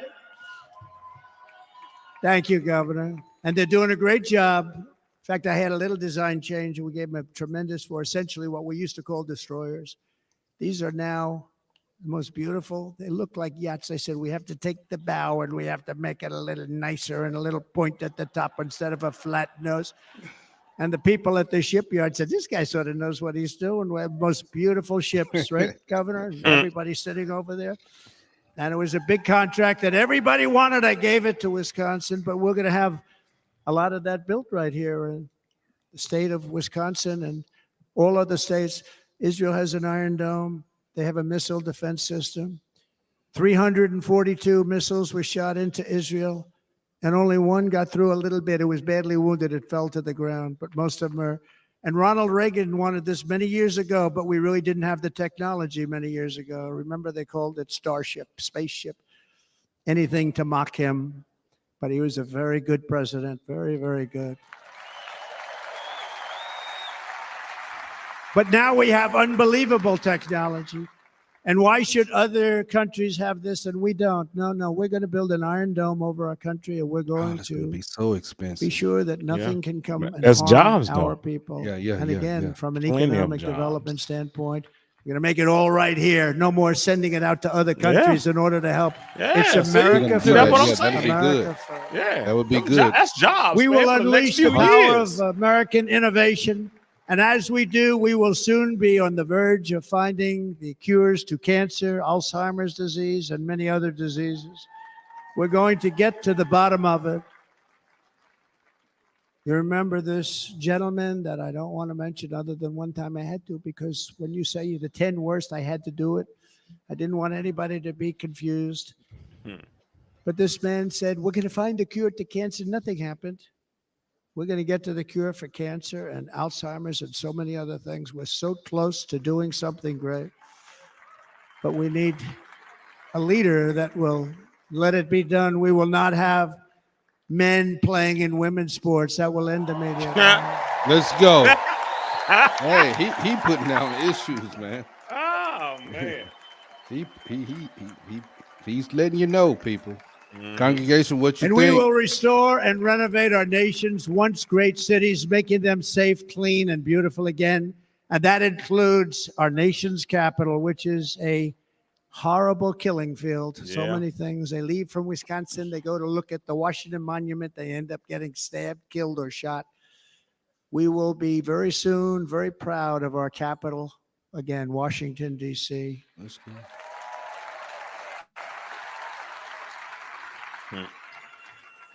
America is on the cusp of a new golden age, but we will have the courage to seize it. We're going to take it. We're going to make it a current. I mean, we're going to bring this into a golden age like never seen before. Remember this, China wants to do it. Japan wants to do it. All of these countries want to do it.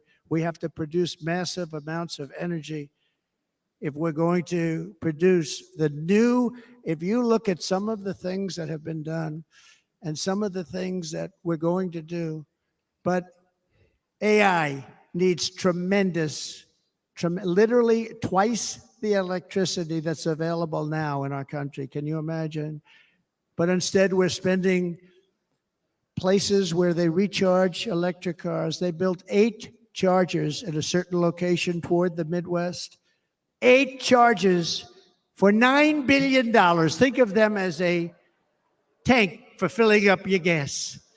Think of it. They spent $9 billion on 8 chargers, 3 of which didn't work. And if you were going to do this all over our country, this crazy electric mandate, if you're going to do this all, and by the way, I'm all for electric. They have their application. But if somebody wants to buy a gas-powered car, gasoline-powered car, or a hybrid, they're going to be able to do it. And we're going to make that change on day 1.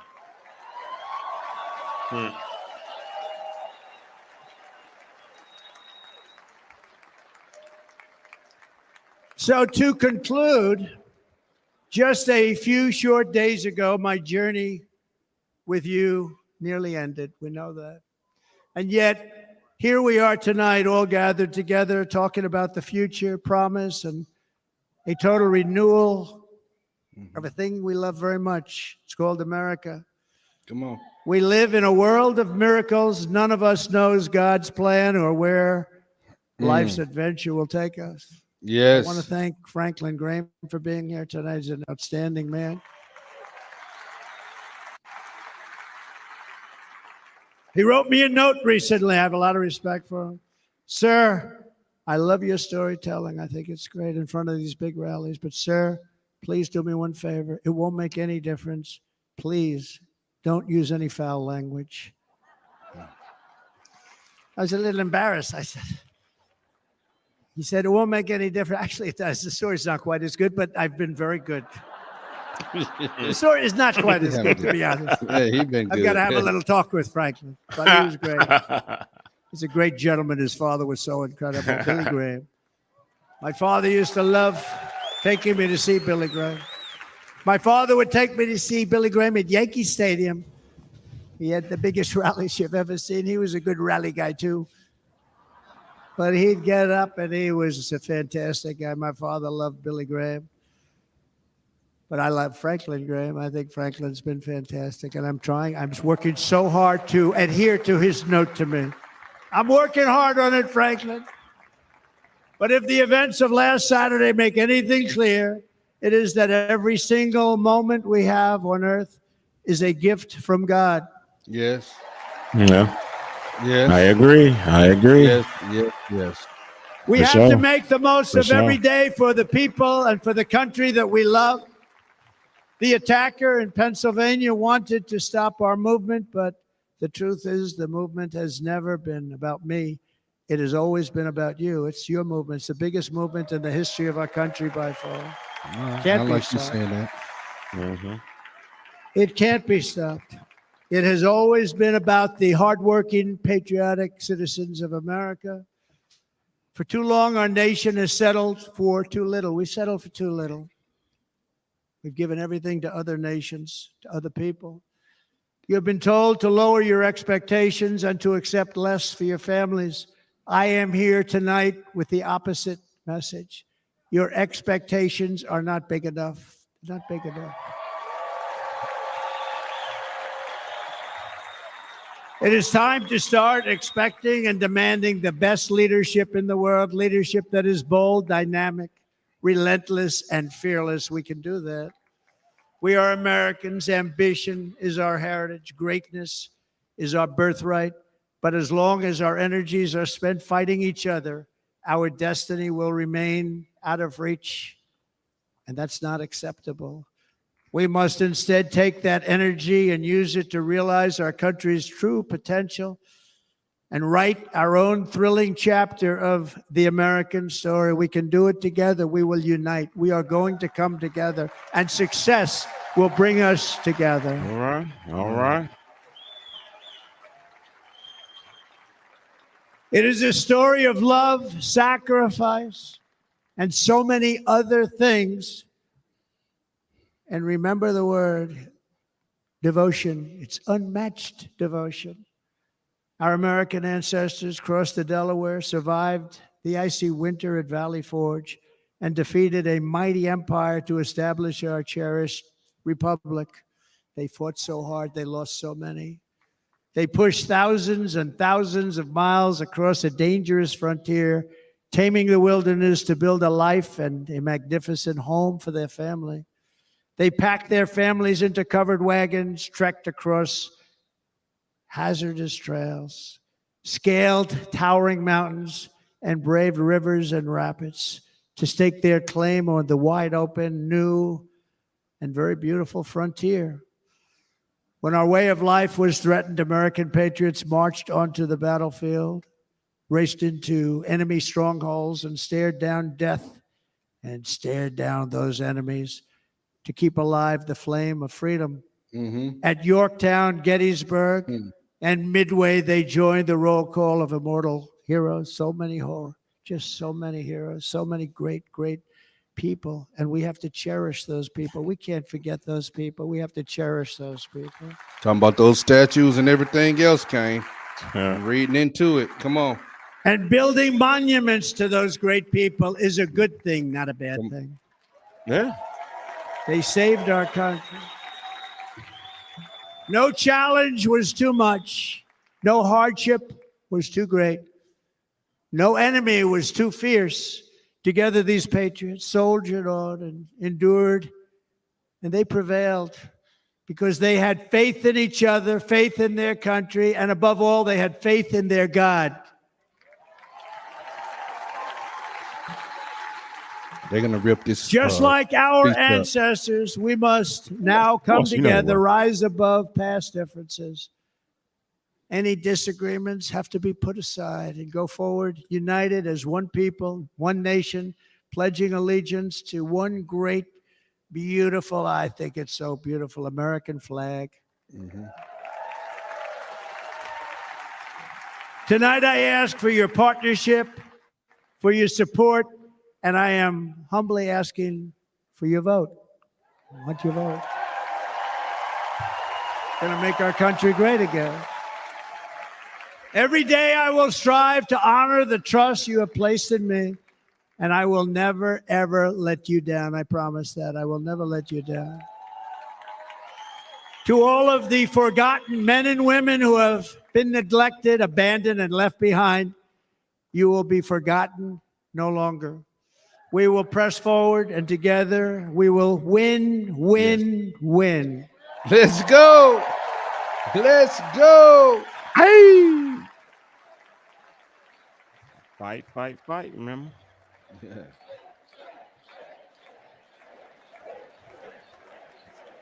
Win, win, win, win, Yeah. win, All win. we got to do is win, Yeah. win. Let's go. Let's go. Nothing will sway us, nothing will slow us, and no one will ever stop us. No matter what dangers come our way, no matter what obstacles lie in our path, we will keep striving toward our shared and glorious destiny, and we will not fail. We will not fail. Together, we will save this country. We will restore the republic, and we will usher in the rich and wonderful tomorrows that our people so truly deserve.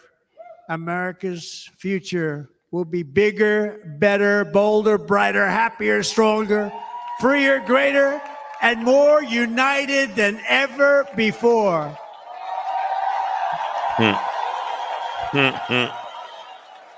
Okay. Okay. Yeah. I'll let your boy.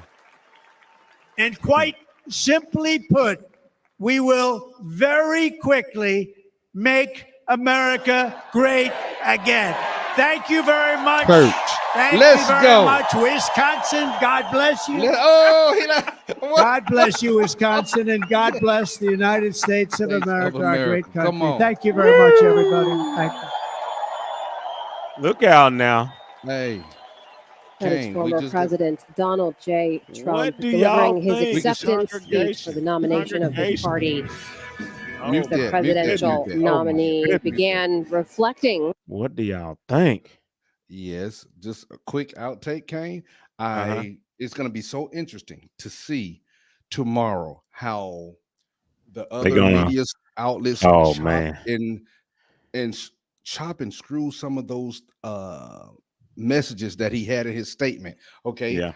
especially talking about the statues. I knew what he was alluding to because that Mhm. was a part of American history, people. Mhm, That's all. It mhm. was part of Yeah. American history. Yeah. Way to come down there and join them, Melania. Roger Yeah. that. Yes. For sure. But what do you think about the speech and everything? I His think it was demeanor and everything. yeah, at the beginning, he kind of, had you on I guess a somewhat of an emotional roller coaster for some people, how, Mhm. what he just went through, kind of explain it from his perspective, and then, kind of just shot right into what's going on right now in America. Because you got to think about it like this. All right, so everybody's complaining about what inflation and things of that nature, the things that Yes. that they are dealing with, right? Right, They right, are right, right. doing that, and since that's the case, what do you see the current party doing to help that situation out? So would Ta- you just stay with the same people if you know something is not right? Would you stay with the same people and just cross your fingers and it's like, man, maybe they got something together? Because it's to me, people are really thinking that because of the Biden administration, that's why we're where we at right now. Right. And now he got to dig himself out of a hole for the middle class. You see what I'm saying? To help Yeah. everybody out. So now he has a track record. Trump has a track record, and then people will look at it and be like, you know what? He did have a track record. Okay, unprecedented COVID, we know that happened. But however, he has a track record. Why not shift towards, something that's different from where I'm at right now? That's the whole meaning I got from, he was throwing out the stats, and I'm pretty sure people are gonna fact check him and everything. Oh yes, they're gonna try However, to eat him up on it. oh yeah, they're gonna definitely do that. But he's saying that where you are right now is not is it was better under my administration, and I can get you out of this hole that you're in. That's why, congregation, what y'all think? In the comments, in the chat, we didn't get any chats or anything, but however, comments, man. Once this thing posts or whatever, let us know, because I know this is during the week and it's late, and a lot of people may check this out tomorrow or whatever. But what do y'all think? How did he do? Is he appealing, or are you like one side? Are you like anything but Trump? Because some people are like anything. Oh but yeah, him. that's actually a little campaign. Anything but Trump. Yeah, That's actually a little slogan. But I thought his demeanor, it was good. He's still the same individual. He just toned it down. He had the little jokes in there, and he let you know this did not break him down. Yeah. I mean, and it answered a lot of questions like I went to before when people said, oh, that might have been fake because the people didn't move. People usually run and scatter. And then why is he throwing his hand up when he should have been just surrounded and down? He explained it. And people didn't move. They ducked down, but they stayed. They wanted to know. They were concerned about him. Yes. And he said he saw their faces, and that's why he threw that fight, threw his hand up and said those words, man. Yeah. This was good. He did well. Yeah, or of whatever. course, of course. Considering everything, this just happened Saturday, man. So Yeah. he's It tired. hasn't even been a week. He Yeah. needs to rest. He needs to Yeah. rest. You Of know, get course. him a little sleep and all that good stuff. Mhm. But it was well. They should be energized, Yeah. and it looked like they gonna party tonight. You know, being at that Yeah. convention. Just for a little However, bit. they Just for a party little bit. just for a little bit. Yeah, not them, but they're gonna get it in a little bit. Tonight. However, that conservative party looks like. Yeah, yeah. Yeah, man. I wouldn't Hey, mind like being there. That's a fact. that would have been cool, man. From hearing But that. however, He you also guys let us lied know a in the few times comments, about man. crime We're rate gonna shut this being down. record high. We stayed on Numbers this, have been coming stayed down. on We here talked for a about, good 2 hours or whatever, just kind border of numbers, preparing which for actually his coming speech down under and the Biden want to get your administration are comments. We want to historically know exactly how high y'all feel for, about it. over the Was it last 20 a years bunch of or so. hogwash, or do you feel David like and he Jonathan, had some please good weigh in on your points? thoughts as well. David? How do you feel? Yeah, I Put thought it it'd in the be given comments. Let us know. 20 minutes Let to us know how you feel discussion about of, this, what happened in and Butler, we'll Pennsylvania, answer and, the like 10 or 15 minutes especially if you of We will. policy.